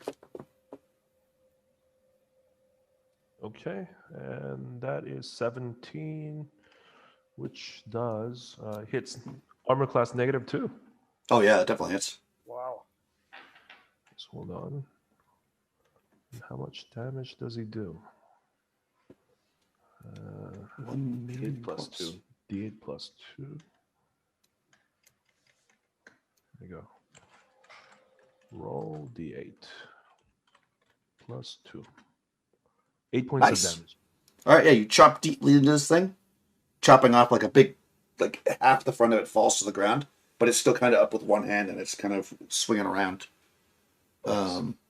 And then a couple will, of course, move past you, so one can get in front of Brickhild who can attack. So do I get the spear charge or whatever? Yeah, sure. They're charging as fast as a zombie can charge. And I'm under all 10 your deals for 1 attack, right? Your spell you put on me? That omen. Oh, and that 20. Nice. There you go. All right, so roll. What a D6 for it, right? To see what the Yep, exactly. 5. 5. Okay, and you're a warrior, so you're gonna get 3 times damage. All right. Let's see. You are welcome. 5 times 3 is 15, so 15 damage. That's Plus, enough. I think you get double from the set charge anyway, don't you? So that'd be what, Yeah. 30? Yeah. Yeah. Ooh. Yeah. That thing runs into your spear, and you hit it. It explodes for somehow. I don't understand. You know what? Make another attack roll, and if it's just a regular one, and if it's successful, I'm going to say 2 are really close, and you run it through both of them. Oh, So- come on. They've been good to me. Come on. Ooh, a 16. So I know that's got to hit. That'll be -1 AC. Oh yeah. These two are really close, and with the gift of the gods or whatever, you just threw 2 of them like a shish kebab. Then they And they just go down. freeze because you're so powerful. Well, they fall apart. Freeze and shatter. Okay. Everybody went, right? What was your spell, Crystal? You already cast it, right? Continuous light. Oh, okay, you got that. Okay. So make sure I'm not skipping anybody. And Vanessa, you had to keep doing your thing for a round, right? So Yeah, and I can't cast spells. I can only melee, but everybody should get +1 to attacks, melee attacks now. awesome. And All right. damage. So, Attacks and damage. and damage. That's also good. So there are currently 1, 2, 3, 4. There's 5 unharmed and 1 pretty messed up zombie in this space. Did They're kind of do spread. his arrows? Yeah, Or he did I did kill miss one right away. I'm Yeah, sorry, he I killed missed him. it. Yeah, no, this one was a little Oh, you confusing because missed the it. split combat. Yeah, it was very exciting. He got 14 points with arrows. Huh. That's good. Okay, let me just see something here. I gotta look at. Well, actually, go ahead and hold on. Let me ask you all what you're gonna do first. Panesta, what you're playing this round? You got these zombies in here that you can see. Yeah, And of I'll course, melee while I'm singing. okay. Yep. While you're singing, will you role play that out for us? If you want. La la la. All right, Brickhill, what you playing? Melee with her spear. Nice. Ultan, what you're playing? I'm going to attempt to turn them now that I know they're zombies. Nice. Lachlan, what's your plan? Let's see. I'm attacking two to one for each round right Oh now. yeah, that's right. So I am going to fire 2 arrows. Yeah, this round is 0 2 to 1 every round, I think, because it's a bow, right? Yeah. Or is it always 2 to 1? Yeah, good. Yeah, But 'cause everybody I'm a else that's a bowmaster. fighter. Yeah, everybody else who's a fighter, right? This is your round that you're going to get the extra attacks, including Arvi. What's your plan this round? So you got a half chopped up zombie in front of you. Yep. I'm gonna just swing my sword. 2 attacks Melee? this round. Yep. Nice. And Sorka, what's your plan? Sorcha, sorry. I think I'm just going to melee as well. Okay, fair enough. Go ahead. Let's do initiative. The zombies are meleeing, and the necromancers can do something as well. They got a 5. 5. Oh, simultaneous. Okay, but now I have a 12 dex. 12 decks. Oh yeah, now you're looking at their dex is 3. So yeah. Yes, your dex is way higher than theirs. So yeah, you go first. So we'll go through. Melee happens first. So I'll just go in. Well, yeah, I'll just go in order. So Panesta. Hey, I will. Me and my 3 mirror images that are also singing, reciting. So you're like a chorus group. Exactly. Yeah.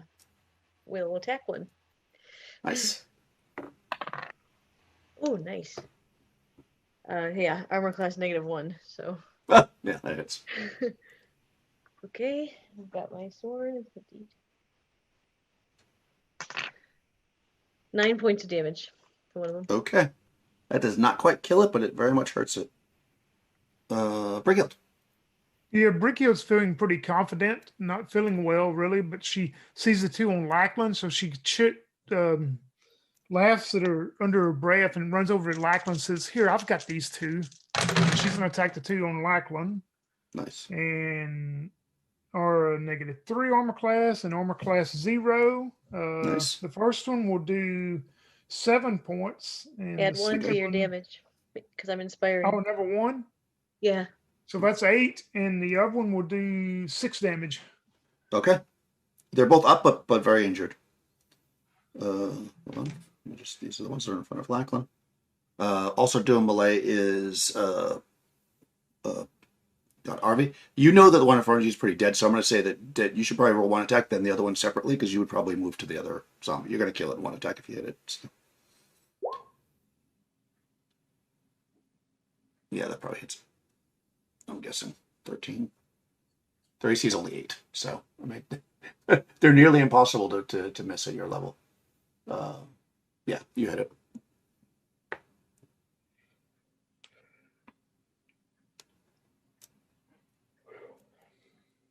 Give me some damage there. Yeah. Yep, that kills it. I thought so. Yeah, you don't have to waste your second attack attacking the same one it's dead.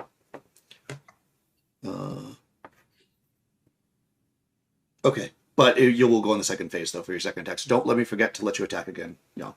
And then missile fire happens, which would be Lachlan.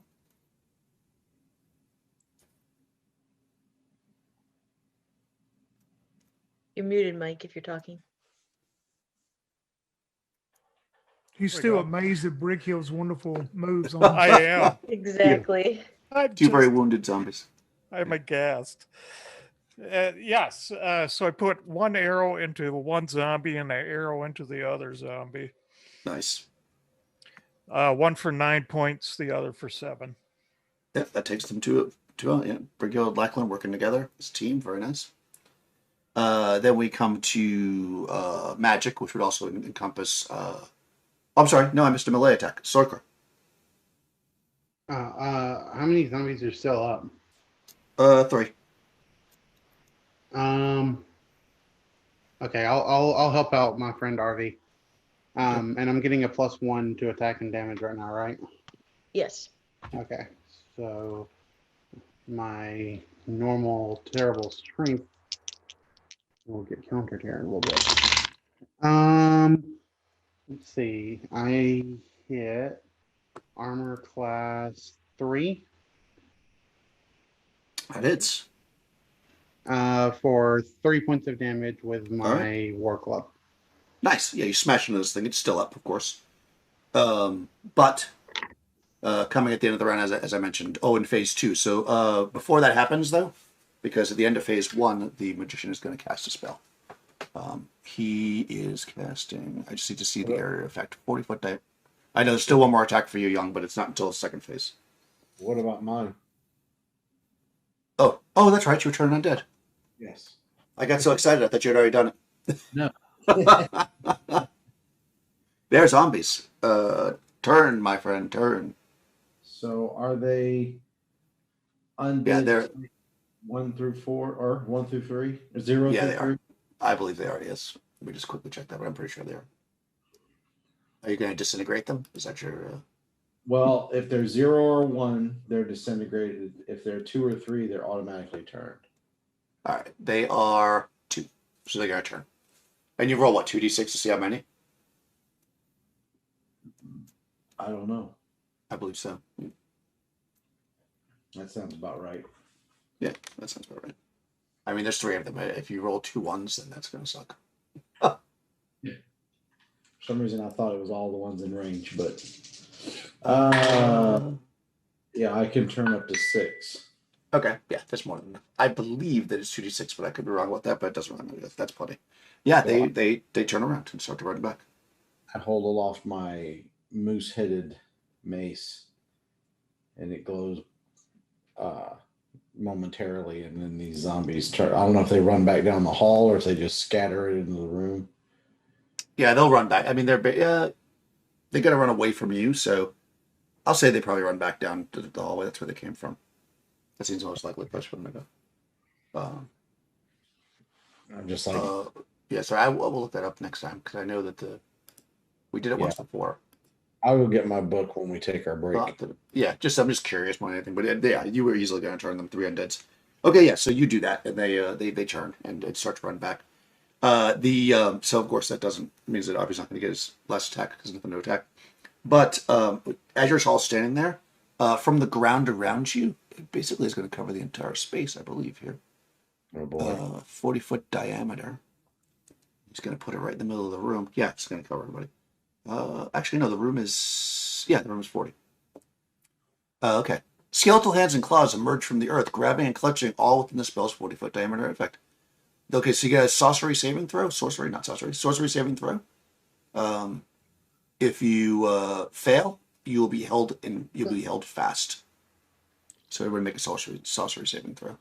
Sorcery save. Dice failed me for 2. I also rolled a 2. I'm gonna make a sausage. Modifier for dexterity? No, Or anything? not in this case. Okay. I made it. I rolled 17 again. Oh wow. I failed. Natural Lachlan 20. failed. Ooh. Okay, so Hey, Jan, you rolled that wrong. It says rolling 20 plus 2. Yeah, +2 for the fighters, +2 bonus on all Yeah, the. but No, does it you- show that you rolled a d20? You just you didn't roll a d20, you rolled a 20.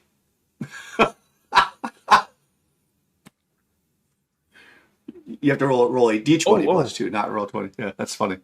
Roll d20 +2. I thought I did that. Hold on. That's a good catch. And I was Okay. like, wow, we're getting a lot of natural 20s today. Okay. It's probably still high. now see the difference how it shows the die now. Yes. didn't it, on the Yeah, number? yeah, yeah. Yeah, 17. That's a good catch. Yeah, I would have noticed that. That's you got to type that in. I always forget that. Okay, so if you fail your saving throw, you are basically held fast where you are. So you're stuck. You can still get your arms and stuff, so you can move around, but you can't move anywhere until the spell ends, essentially. Oh, or you can make an extraordinary feat of strength on your turn to try to smash through it. Otherwise, you're basically stuck. All right, so we'll deal with that though. So he does that. You hear, ah, because he's the evil necromancer, and he does that, and then from the darkness, he's like, suckers, and then you turn his undead, and then he's sad about that. But either way, we come into the next round to see what's going on. So let's roll. Well, let's ask everybody what they're going to do. So, Podesta, what's your plan there with the skeletal arms grabbing at you? Can I move? Did you pass the save? I did, yes. Okay, if you pass the save, those who succeed can carefully negotiate through at half their normal movement rate. So yes, you can. Okay, I want to move up to the edge of that hallway where he is. Okay, so like by the side of the door. Mm-hmm. Yes. Do you want to stand in the doorway? No. I don't want to stand in the doorway, but right to the side of it. All right, so you're gonna move. Okay. Brickhill, what's your plan? She's feeling confident. She's gonna try a feat of strength, 8%. Nice. Okay. Ultea, what's your plan? Having deftly dodged the skeletal hands coming from the floor in plate armor, he would point out as he looks at everybody else with disdain. All these people wearing leather, and here I am in plate armor, and he just commences to do a little shuffle. he shuffles at I'll be at very slow speed over to the other side of the doorway from Podesta, the only one who has footwork of any consequence, obviously. And he readies his shield and his mace for whatever may come through the door next. Okay. We still can't see the necromancer, correct? No, he's in the dark. Okay, so he can see you though because you lit it up nicely. Yeah, well, I'm gonna get once I get to the other side of the door, he won't see me then, and I'm gonna get right up to the door and just be like, like that. Okay, perfect. What's your plan, Avi? Did you pass the saving throw? Yes. Okay, yeah. So then you can move at half your rate if you'd like. What's your plan? We can't see the necromancer. Yeah. He is somewhere in the dark. Yeah. I mean, Okay. you can probably guess that he's in the hallway somewhere because you could hear him, but you don't know where exactly. Are there any light sources or torches nearby?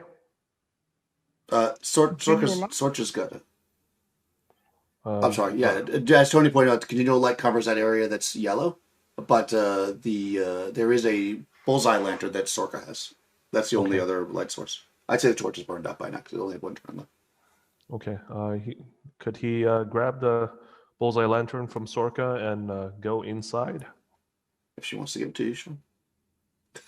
I don't see any reason why. So you're gonna take that and move. Okay, assuming she gives it to you, you're gonna let him take the lantern there, Sorka. Sure, as these skeleton hands are grabbing me and everything, you can just take the lantern. Okay. Like, what are you gonna do? I think he's about to reach out to grab my hand, and he just grabs the lantern and runs off. Well, I mean, is it possible for Arvi to help them out of that situation? Could he help I mean, them? with an extraordinary feat of strength, sure, you could do that. You could help Okay. somebody. I mean, if you You know want to what? help her instead. Could I change to that action? Sure, we haven't actually rolled initiative yet, so we're just setting up our actions. Okay, what's your plan, Sorka? Can I just say something real quick? Sure, you can say what you want. With Rush's character being the only one who perfectly grabbed the moss, and he seems to almost always make the saving throws and everything, I'm convinced that we're not actually in this dungeon doing these things. We're in the story being told by Rush's character. We're just in his story of the version of events that went down because he always does everything perfect. And everyone else is always like fools compared to him. So we're not actually here. He's just telling the story in the tavern, and these are the events. That I was almost blown by the lightning. I'm only messing around. Just like you were. I was Yeah. stupid left. So I don't always make it. Yeah. But I'm just Okay. like it's just kind of funny. Anyway, I was just making a little joke. But anyway, yeah. Okay. What's your plan? I mean, I don't really know what I could do because I have an 8 strength. So You could make an extraordinary fear strength try to break out, or you could do any action that doesn't require you to move. It's just holding you fast, basically. So you could it's use your just arms, holding you me. could- yeah, All right. you just can't walk. It's got your legs, basically. Okay, I'll just let RV take that lantern. And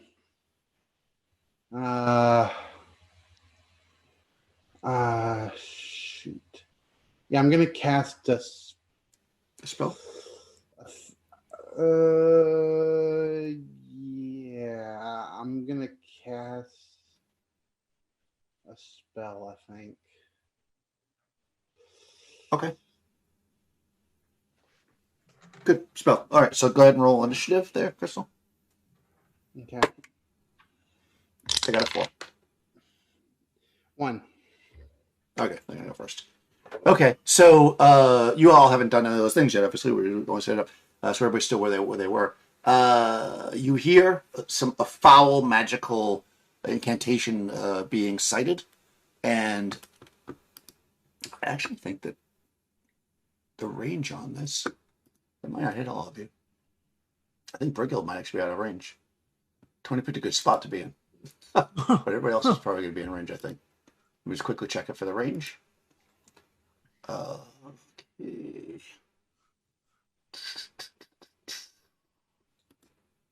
Because he. I'll remember I He- did move to help Lackland, so I don't know where he's at. Oh, that's right. Oh, So okay, that's I'll right. be So you close to are not out Lackland. of range then. Yeah, so you're not out of range then. Okay, you would be the only one that would have been because you had said specifically behind the statue. All right, so you're not. Well, let me just check though. So he can throw it 30 feet and it has a 30-foot diameter. So he's right at the edge of the darkness, clearly. So boom, it'll go here. Yeah, I think it's going to hit everybody because it's going to go 30-foot diameter. It's going to cover basically most of the room. All right, so a spell goes off. Black squid-like tentacles erupt in a 30-foot diameter. One such per cash level, which is not enough to get all of you anyways. There's 8 of them total. Each thick and slimy tentacle is 10 feet long. Oh, they're 10 feet long. Any creature within the range of the tentacle is subject to an attack. If the tentacle has more than one potential target, the referee will kick. All right. Each victim must make a sorcery saving throw, modified by their defense adjustment. So it's not attack you. You have to make a save. So everybody's getting attacked once, and the other 2 I'll figure out where they are. So everybody make a sorcery save, and modified by your defense adjustment. Nat 20. Nice. Would they Modified attack my 20. mirror images? Yes, First? they will attack the mirror image. Yes, they will. So the Okay, first one I'll you can still- automatically make. Okay. Yeah, if you make it, you'll still take damage. But if you fail it, you're going to be wrapped up by the tentacle. So let me know if anybody failed. Yeah, well, Crystal having just cursed me with her praise, I just rolled a natural 1. Oh no! All right. Do we Yes, do we add dexterity or anything like Dexterity, yeah, your dexterity defense adjustment to your Okay. sorcery save. Since I got a that? Oh 4. no. Oh no! Oh boy. Okay, so you failed too. All right. So if you either way, whether you passed or failed, let me just check something. If you take 1d6 no matter what. Yes, so everybody takes. I'm just going to make the same number for everybody. Everybody's going to take 4 points of damage. If you are constricted, we'll deal with that in a second. Who is? Altan is, and Arby. Has anybody else failed their save? Lackland's down. Okay, Lackland. But Pinesta, Brigild, Pinesta didn't have one. Brigild made it, and so Yeah, it's I passed. I had a modified 20. nice. All right, so there's 2 more. They're going to obviously only target people that haven't been targeted. So that would be everybody who's not wrapped up. So that makes 3 of you. So I'll just roll a d6. First extra tentacle is going to go after. Actually, no, it'll do it next round because it wouldn't do it right away because the other one was still attacking you.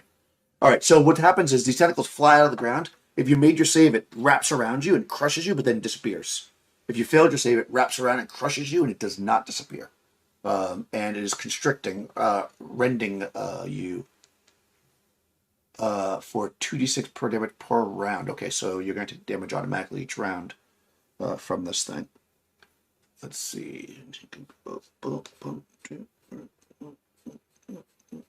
And there's 2 left. Okay. All right, so that's all done. That's his move. The zombies, of course, are turned.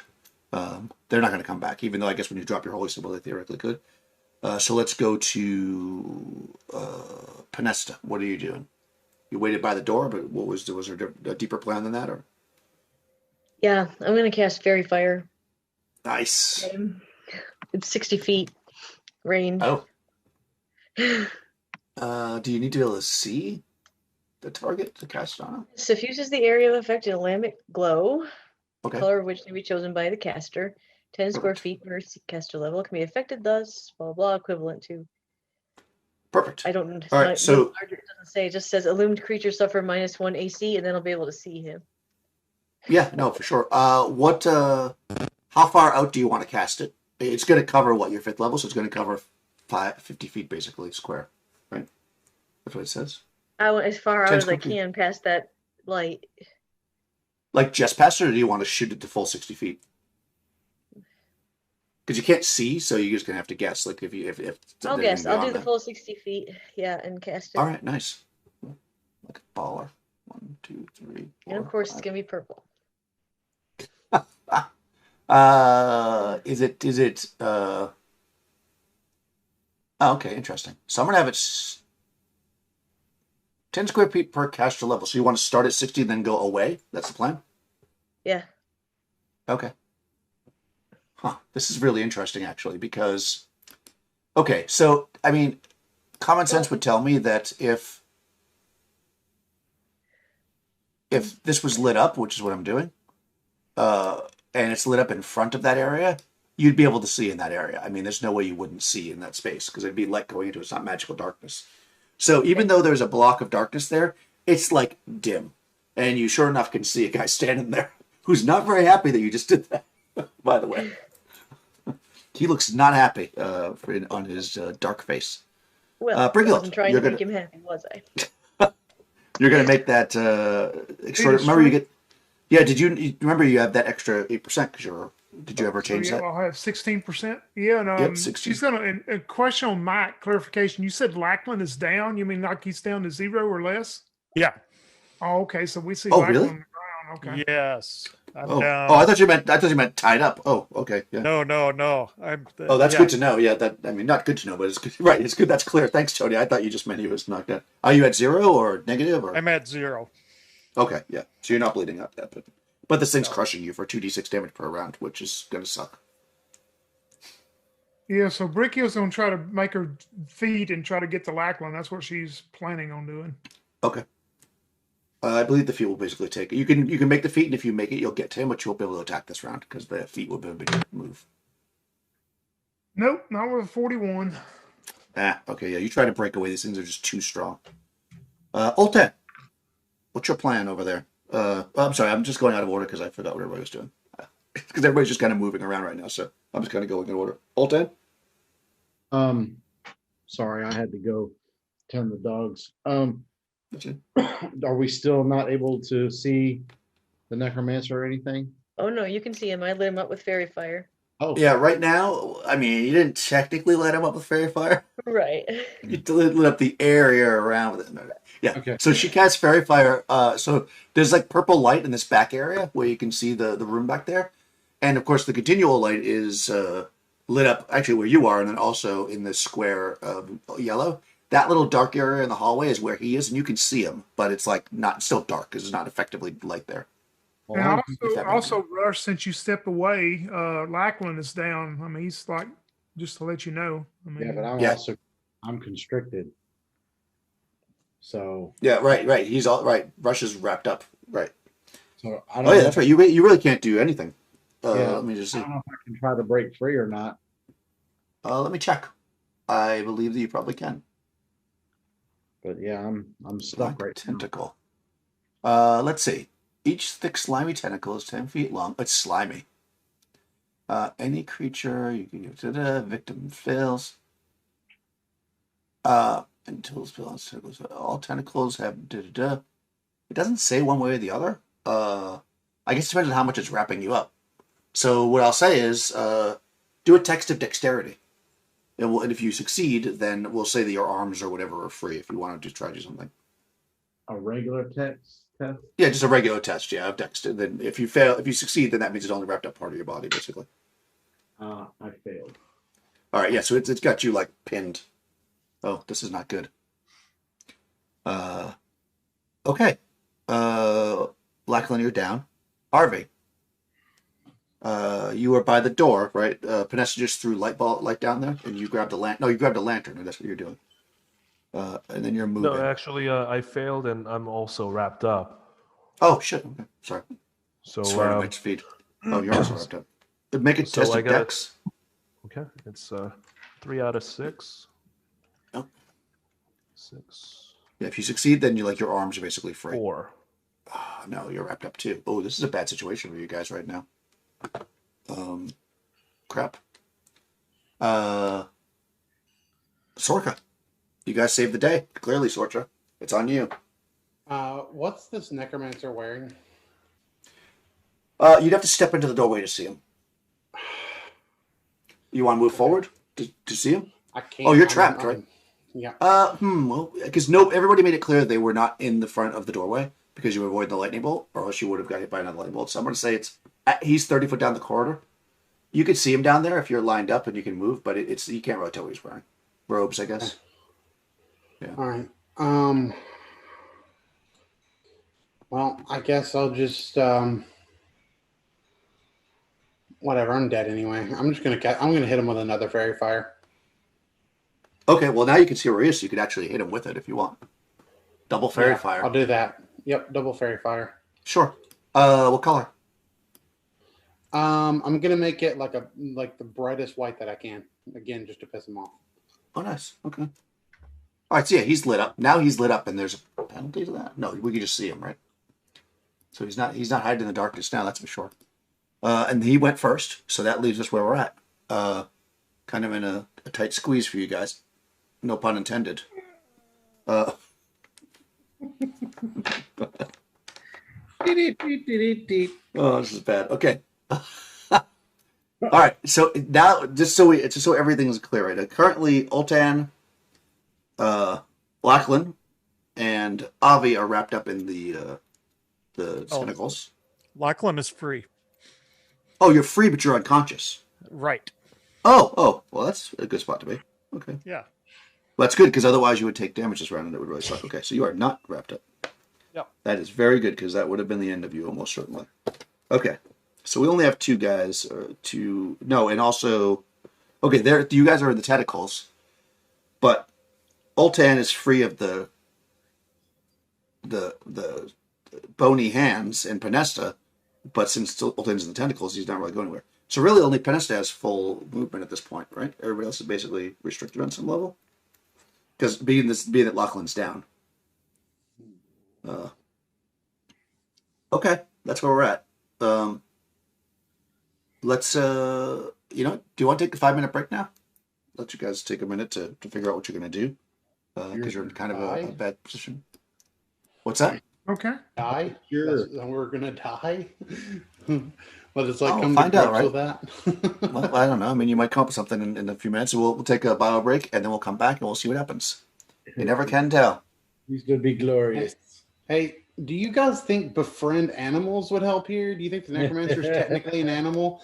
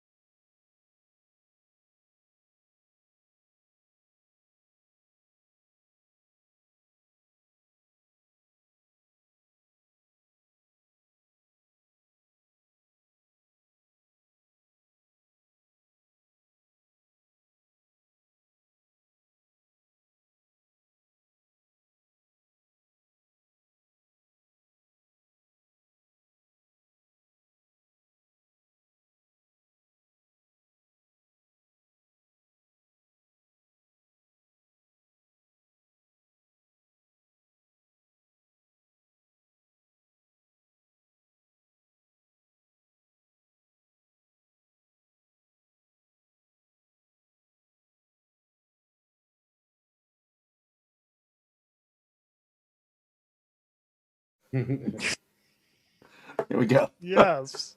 All right, we're back. The strategy. They've got a strategy. Maybe. I don't know. All right, so just to recap, just to make sure I did it before we went on break, but I just want to make sure. So currently, Penesta is more or less free. You don't have anything wrapped around you at all. Brighild is trapped by the skeletal hands, but not by a tentacle. Oltan is trapped by a tentacle. Arvi is also trapped by a tentacle.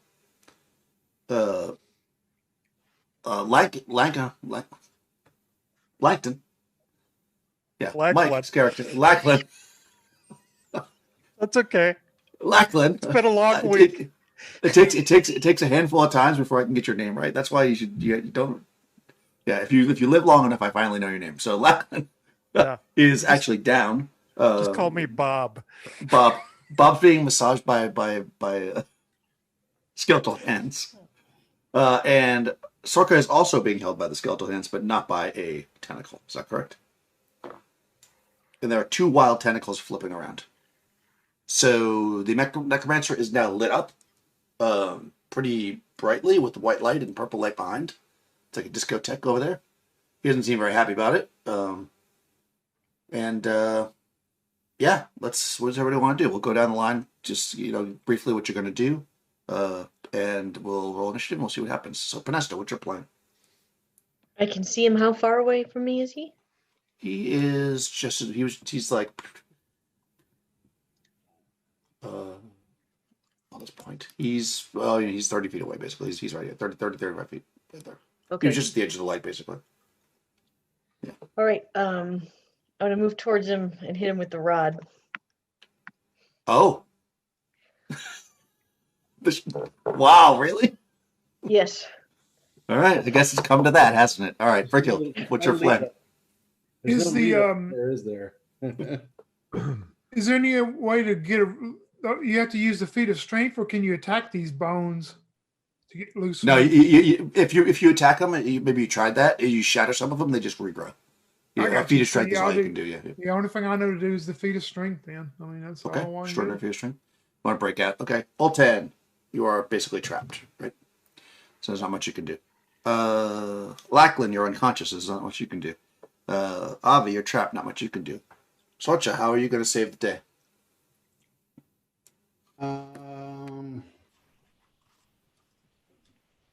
Cut the tentacle. Yeah, I'm going to cast a spell. Okay, excellent. Okay, the zombies have fled back against the might of Oltan's, godly connection. The necromancer is standing there looking pretty pissed off that he's all lit up, but he's about to cast a spell probably. And let's go ahead and roll initiative and see what happens. Crystal. Oh, roll that one because it went off the side. 3. 5. All right, gonna go first. So, I guess nobody's really meleeing. I guess technically break kills because you're doing the extraordinary feat of strength, so you can do that first. Yep. Oh man, close. 24. Ah, okay, yeah, you're breaking some of the bones, but they just keep growing up and grabbing you onto the other sides. Everything else is magic, so go ahead, Penesta. He's a saving throw, right? That's how that works? I sent it to you, right? Device save. You didn't. I don't have it, but I know it's a device save. Okay. Oh, and he gets plus 12 versus device. No, I'm just kidding. No, look at his saves. He gets... Stop playing. Nope. Sorcery, not device. It's bonus on sorcery saves. And that's it. Okay, so... Okay, he rolled a 6. So that's going to fail. I can tell. I don't have to look that up. Yeah. And what happens again? Those 2 coils shove themselves down his throat.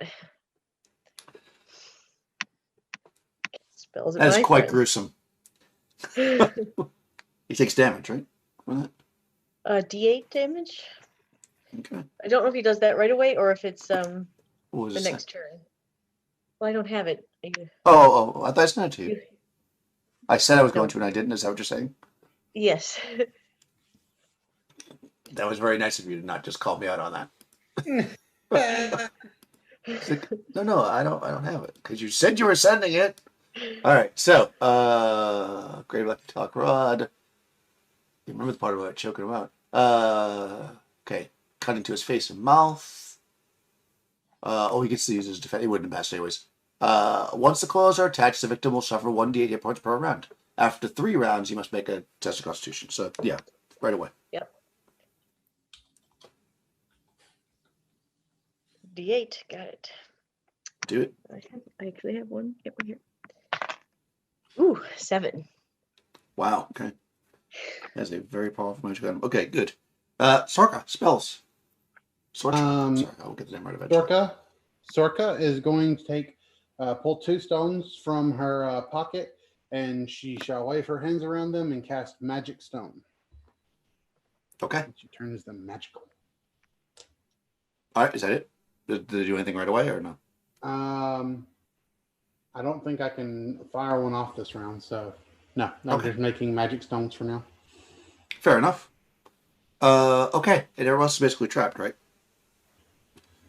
So 2 of you are trapped by the tentacles, unfortunately, and are going to auto take damage.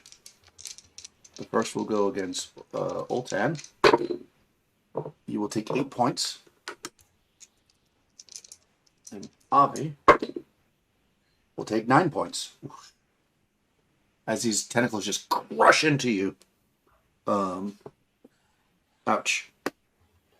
And I think that's... Oh, okay, now it's there. Well, that's the tentacles. He can't cast a spell, clearly, because you shoved this thing down his throat. So he will instead pull out his dagger, and he'll charge towards you with evil in his eyes and try to stab you in the face with his dagger, Panesta. Okay. Because he can't go anywhere. You got him thing down his throat. Plus... Oh, it doesn't say what it is. Okay, well, let me just look. His strength is... Okay, no bonus. He's +2 because it's a +2 dagger. He is... What did I roll? 11, so 13. That hits AC 4. Yep, that'll hit me. All right. A dagger does a D4, right, guys? Yes. Yeah, D4 +2. That is... Ooh, that's a 4. So that's 6 points of damage with the dagger as he digs it into your chest or wherever it tries to catch it. Okay. Didn't you have magic mirror on? Oh, you should? I do have mirror image. That's right. Good That- idea. that's yeah, correct. I still have 2 up, so he would. Yep, so he Not know digs it which one into the mirror image. Thank you, Crystal. Yep, Yeah. Thanks. He runs up and goes... And he seems pretty upset about the fact that he can't stab you since his face is being cut up by this thing. And that is the end of that round. Again, the zombies aren't going to come back. They're basically gone. So, Panesta, what is your plan for the next round? Can I hold the rod in one hand and stab him with a dagger in the other? I mean, I don't see why not. Then that I'm is my going plan. to... yeah. I mean, you're not actually doing anything with the rod except for holding onto it. Brighild. Beta Trying to break out strike. again. All right. Oltan, who is just being crushed, I guess. Lachlan can't do anything. Avi's crushed. How about Sorka?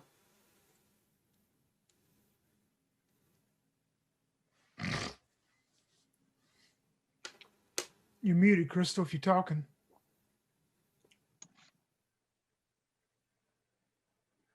One second, guys. Sorry. Oh, by the way, I guess I should have made this more clear, but do you know the dagger is magical? Not only just because I said it was +2, but also because it is glowing. It sheds nice. light. It sheds light in 10 feet, 10-foot radius. Thus, he did not unsheath it before because he was in the darkness. Just in case you're wondering how he walks around in the dark all the time, he has a dagger that lights up. Sorry about that. I'm gonna be doing a melee. I mean, not a melee. Missile. Okay, perfect. He's going to once again try to melee. Let's go ahead and roll initiative. Crystal. He got a 3. 3 as well. And deck Okay. 12. Your dex is 12. His dex is 15. He goes first. Okay. He can try to stab at Panesta again. You have another mirror image, right? Correct. Okay. So that. Okay. Well, I mean, it was 19. It would definitely hit you, but okay. So it hits the last of the mirror images. Yep. So they're all gone. Yeah. Yeah. Then it comes around to you guys. Malay goes first. So that first do the damage for the thing in his throat. All right. 7 again. Oh my god. Okay. Yeah, you can see just blood pouring down his. He's very. I mean, this guy's not. I mean, he's a necromancer. He's not like a bodybuilder or anything. Yeah. Right. As you might imagine, he's not. He's not in the best shape. He's been living in a crypt his whole life. Yeah. So and you can then also go ahead and do your Malay. Malay. Okay. Come on. Yes. 17. Don't we get like a +2 to hit him right now Why? because of the fairy fire? I don't think so. No, that just takes his AC down by 1. Oh, okay. Yeah, that's. Oh, right. okay. So he has one worse AC. Okay. Yep. That's good. I rolled his AC is- to armor class. Well, we have 2 fairy fires on him, so shouldn't that make it worse by 2? No. No, anyways, but also, actually, Pedestus is not on him. She shot it past him. Oh, okay. Yeah, it was area of effect. Sorry. I rolled an armor class 0. That definitely hits. Yeah. Okay. All right. 2. Okay, +3. +1 is 3. Okay. He is not dead, but he is very, very hurt. And now, Sorka, make your missile attack. Okay. Who Who are you I rolled a attacking? 19. The tentacle? Oh, no. I'm sorry. I'm shooting at a missile at the sorcerer. But you can't see him. Remember, we already discussed that because everybody moved away from Oh. the doorway. The only reason why Well, then Pedestus I'll can attack him is do because she one ran at the into his. tentacle then. All right, which tentacle? The ones that are on Arvi or the ones that are on Oltan? Ultan. Okay. What is the? Yep, go ahead. I hit like -4 or 5. I can't remember. I got like my magic stones. I get like a +1. And Okay. I got max damage for 5 damage because of Okay. magic. Okay, you hit -4 armor class. Let me see if that hits. Oh, I'm just kidding. Yeah, Yeah. it hits, of course. oh wait. Definitely. Actually, it'll be 4 because I got a -1 on my sling. Because I have a low strength, and the sling uses strength modifiers. It does, yes. So sorry. So you're So it's actually 4 damage. okay, and that's the one on Oltan. This one's Yes. on Odyssey. Let me keep track of this. Okay, yeah, it hits into it. It doesn't kill it. It does damage for sure. And it kind of, but it doesn't. It does not, unfortunately, destroy. Also, because I hit it with a magic stone, it specifically says that the magic stone makes a sharp sound upon impact. So when it impacts, nice. there's a sharp sound. Just to let you know. Oh, all right. Because normally it would be a smushy sound because, yeah. I mean, yeah, it would be smushy because it's a brick yield. You can go ahead and try to break out. Oh man, I rolled a 24 again. Nope. Oh God, Wow. man. So just to give you guys a visual here, because I like to give you visuals sometimes. If I can do this. Yeah, here's the black tentacles. And the guy's like, yeah. That's So he'd Arby. be- Okay. Yeah, that's Harvey. Yeah. It was good to know you, Harvey. He's kicking. Oh, and Oltan though. He's still He's gonna try to bite the tentacles now. Yeah. You actually you're basically I mean you could flavor whatever you like, but you're basically trapped. With your arms trapped inside. Okay, they went first, so that's the end of that round. And as it stands, the Necromancer is very, very hurt, as are 2 of your 3 technically of your companions. But you guys are fighting on. All right. When does the damage get rolled for the tentacles? Yeah, you didn't do the damage for the tentacles. Well, I did it the one round already. You've only done it once, right? You got it once, right? Yeah, I thought we'd gone through 2 full rounds. That's why I was asking. Nope. This is the second round. This is no. Okay. This is only the first round. Yeah, you're good. Gotcha. Because they went first. I rolled it on their turn. It didn't happen the first round. It happened the next round. Gotcha. I think. And if I missed it, then I'm just going to say it's fine. Okay, so then I screwed up. I'm pretty sure though that I rolled it at the beginning. But I may not have. What's everybody's plan? Well, the few people that can do something. Panesta. Well, I'm just holding the rod and trying to stab this guy to death. Okay. Feat of strength. All right. And Sartre. I'm going to do another missile. Okay. All right. All right. This is going to be important, probably. Go ahead and roll initiative there. Well, I guess it's always important. 2. 6. All right. You're going first. Melee first. So that would be Panesta. Yeah, I'll roll for the rod that I'm holding. Okay. 3 points of damage for that. Okay. Yeah. You see his eyes roll back in his head. Okay, and I will try to stab him. Oh, but I must have slipped because I rolled a 3. Yeah. God damn it. All right. Well, I was giving you a chance to stab him to death, but actually the rod killed him. He had 3 left. So yeah, his eyes roll back and he falls onto his knees, and you can see his body because basically, I mean, he's a high level NPC, so he'll go down to -10, but he can't do anything, and he's going to keep taking damage from the rod, so he's basically dead. He's basically just dying. He's unable to do anything. That being said, all that other crap that's happening in the other room is still happening. So At least I can we go help go now. to Brighild, who's trying to break out. 55. Nope. Okay. And we go to Sorka, who is throwing a missile weapon. I'll go for Oltan's octopus thing again. Okay. I hit armor class 3. That hits. 2 points of damage. Okay. It's still up and functioning, unfortunately. Which means the Oltan's about to take 2 dice of damage.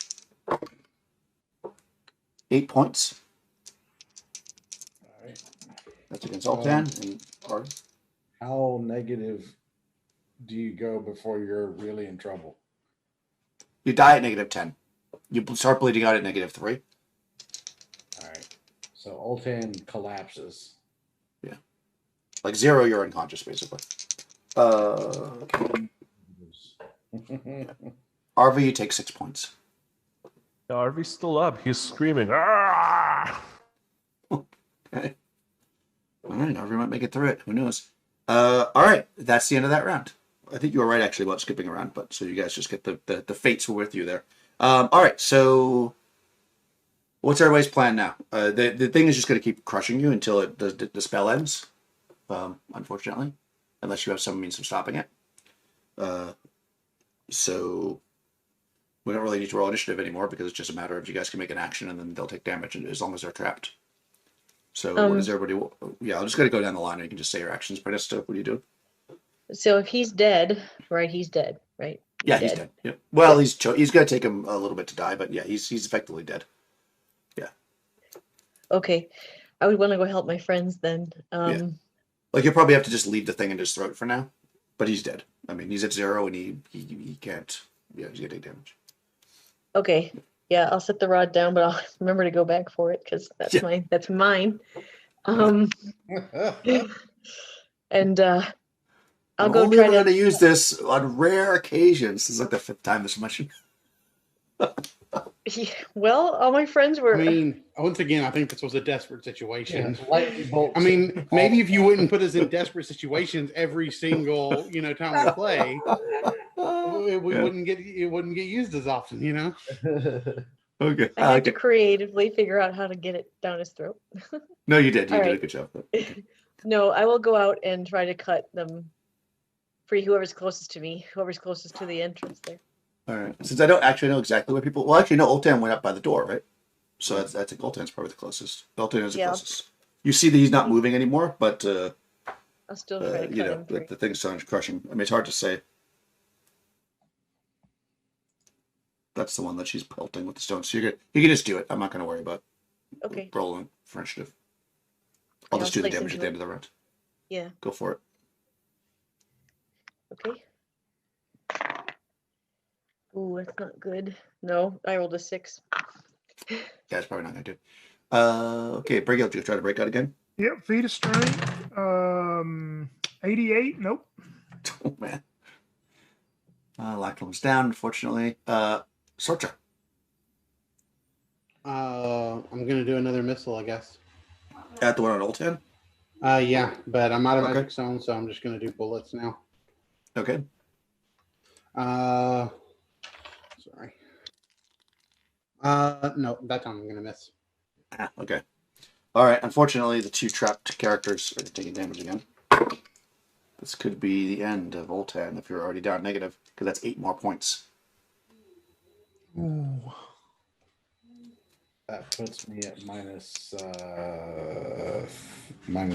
13. Oh no.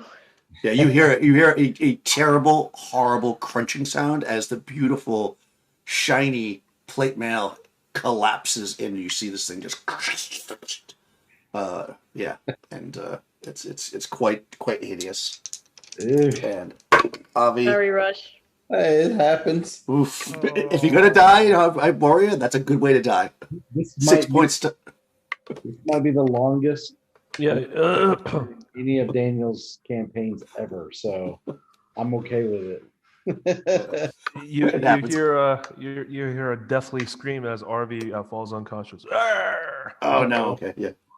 All right, so you guys turn and you see that Ultan is probably past saving, but Arvi is over there wondering why the companion that he came with was trying to save the other guy. Because the other guy was a healer. Good Dude, she point. liked his armor better, I guess. She likes the heavy armored guys. I mean, All right, he so we're could back around. actually do healing spells. That's why. No, I'm just kidding. Back around to Podesta. Yeah, that's what I was going Alright. to say is the armor. It was impressive. Arby's actually getting crushed, right? He's getting crushed, so I should. Yes, he is, and he basically. That's the just, next one I'll try to cut free. Yeah, he rolls his eyes back in his head. Oh, that hits armor class 1. That hits. All right. And with my sword, that's what I did. Okay. Oh, only 3 points of damage though. Okay, it's still holding strong because this one has not been hit yet. But of course, I mean you don't know that because you weren't in the room. But I'm just saying it better. Brighild, you're still. Yeah, Brickhill is getting very pissed off now, seeing Lackland, her childhood friends, down. Now she sees Altan gasp.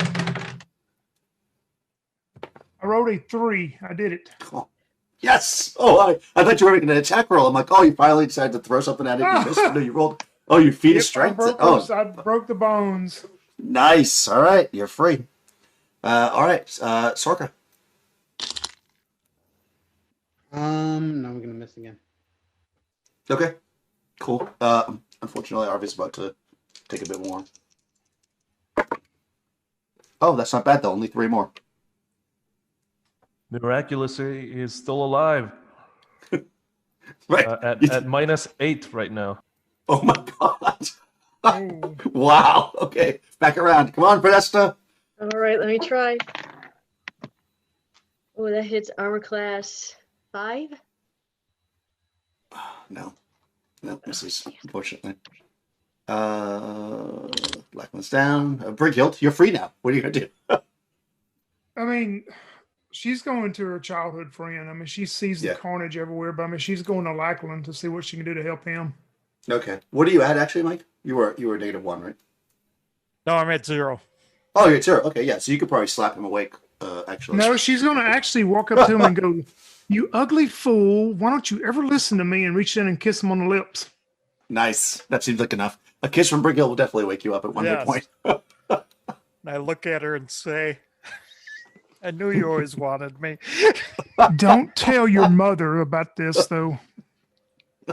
Nice. Hold on, but you initially failed the thing with the skeletal hands, right? So you're stuck. Yes, I'm still stuck. Yeah. So you wake up to the kiss and you're like, "What have you done to me?" You're laying on the ground.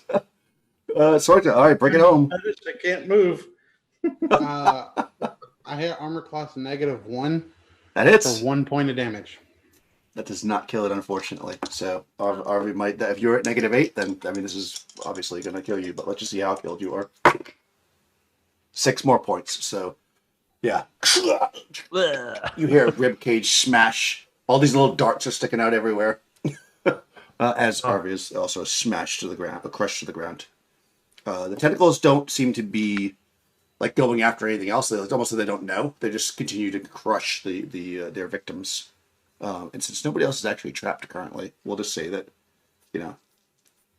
time goes by. A few minutes go by.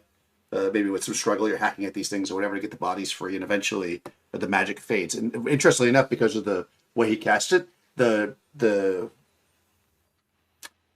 skeletal thing, because he cast it 2 rounds before, actually it was 1 turn, and this is 8 rounds, so they literally end at the same time. Like all of a sudden, everything stops, and you're laying there with 2 very, very dead heroes before you, and dead necromancer. Yeah. Just throw me on the Sadly. pyre with the other guys. Exactly. Right. So man, I didn't even get to throw a single dart. And I was a dart specialist. No. Well, you got a good indoctrination there, young. So unfortunately, Arvi has met his maker. Young shows up next week with his new character. You look a lot like this guy who used to know name Arvi. Yes. No, you're not allowed to. You're not allowed to play the same class twice in a row or ever again. That's our unofficial rule. You got to always play a new class each time. You can't play the same class again. I'm assuming that you're going to explore further. I'm going to get my rod. Brickhill is going to, after Lackland gets broke loose from the bones, and sees that he's not doing well, she looks towards Pinesta and then Sorcher, and she goes, "We need to leave this awful place. Do not go any further in there, Pinesta. There is not a bit of telling what is in his lair. I am in no condition to face it, and neither is Lackland, or we must take our friend Altan and this new person and leave as soon as we can." You don't want to burn the bodies? You don't want to fulfill the mission? Well, I know that you promised them that. I mean, if Lackland can help me pull them out, I mean, we could take them to the surface and burn them. I think I can do that. I can help. Just, yeah. I think we could probably even do the room afterwards. Where all the treasure's going to be. I am not going into that necromancy's lair. Let's something burn the necromancer too. Oh, yeah. I have to get my rod out of his throat, and then we can burn him. Yeah, you could definitely do that. I mean, if you don't want to go back, I mean, that's probably not. I can see where you're coming from there. Not wanting to go back there. Yeah, if you take the time to do it, or even remember that you have an outdoor area here. You could camp out even a night and go back down if you felt like it was. Although you probably want to burn the necromancer right away. Will we see that dagger? Through paranoia. Yeah, Pinesta's all right. Yeah. Pinesta's the magic dagger. Yeah. I would. So you know he had a magic dagger. I guess me and Lackland would help take all those bodies out of Pinesta's 12 bodies of the deal, and then take out the bodies of Oltan and Arvi too. Then. Yeah. And the necromancer. Who wants the magic dagger? I don't. I've got other things, so. It casts light. Cast light, 10-foot radius. I mean, if it's okay, I'll take it. It would help because he said it was a +2, and that was like I'm at -1 strength. I'm at -1 strength. I'm at 8 strength, so I have a -1 to a damage. Right. Yeah, you can. You can have it. Cast light in a 10-foot radius. Nice. And +2. Okay. Thank you. You're welcome. Yeah, you gotta drag the stuff up and do some kind of funeral pyre above. Yes. Burning the remains of Altan and your new friend Arvi. The 12 souls that were trapped by the evil necromancer, and I guess the necromancer himself. It's a hell of a fire. Yes. Does that last until I say the word again, Daniel? Is it the casting the light in the 10-foot radius? No, it always casts light. You got to sheath it if you don't want to cast it. Oh, I see. Okay, cool. As soon as you draw it, it casts light. It's constantly glowing. 10 foot, like a candle, basically. That's fine by me. Yeah, he had it in his scabbard. You could clearly take the scabbard off of him. When you're burning it, when you burn the remains and you kind of looking at it, you actually see that the necromancer actually had on his arms, as part of his kind of outfit, these metal bracers on his forearms of bronze, and they actually do not. You can see the fire is not affecting them as he's burning up. I was gonna say maybe we'd probably remove them anyway. I would think. I mean, Yeah, maybe right. They're I'm metal. Yeah, thinking- yeah. They are. Clearly. So, however, you figure out they're clearly magical. The bracers are, and so is the dagger. If you choose not to go back into the room, that's also fine. You can close the crypt, and maybe nobody will ever find it again. I mean, that's up to the rest of them. Snowy- Brickfield, just due to some of her background, she's not going yeah. into necromancy. But I mean, unless if Lackland and them wanted to go back down, it'd be up to them. Well, if Yeah, you you could sleep definitely, a couple of days. Yeah, I mean, yeah, you could if you want to sleep over a night, it'll be fairly safe. If you sleep 2 days, it's going to be a wandering monster check. So I'll let you gamble on that one. Well, I mean, You tell me what if you want we- to do. If we sleep tonight, then I can do some healing spells in the morning. Well, regardless of what you do to me, child, I'm not going back down. I said in that necromancy lair. If I Vanessa kind of meant likes- Lackland.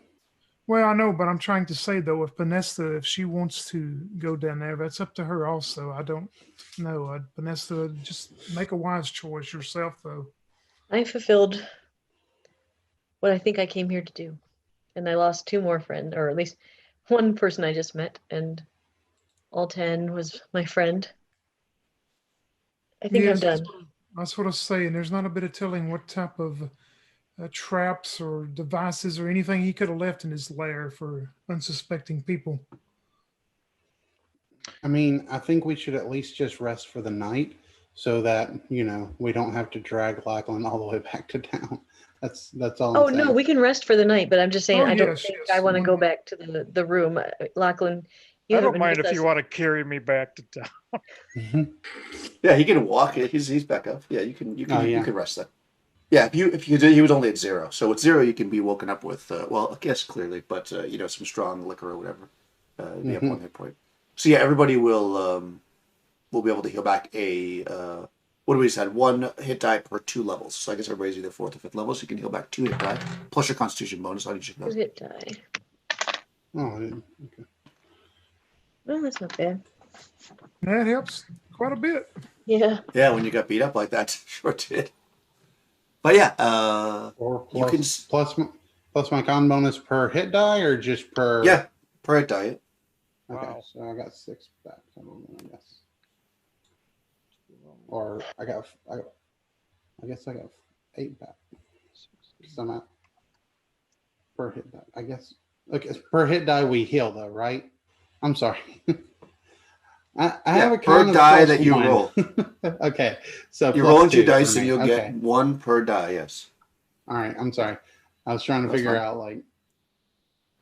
I gotcha. Thank No, you. so it's not. No, you're right. I just say hit die, which is a little bit unclear. 1 per die that you roll is a better way to say it. Yeah.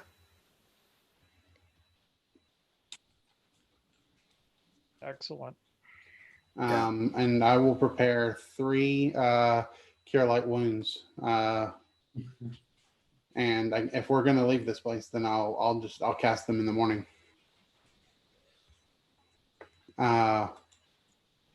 Let's see. I'll do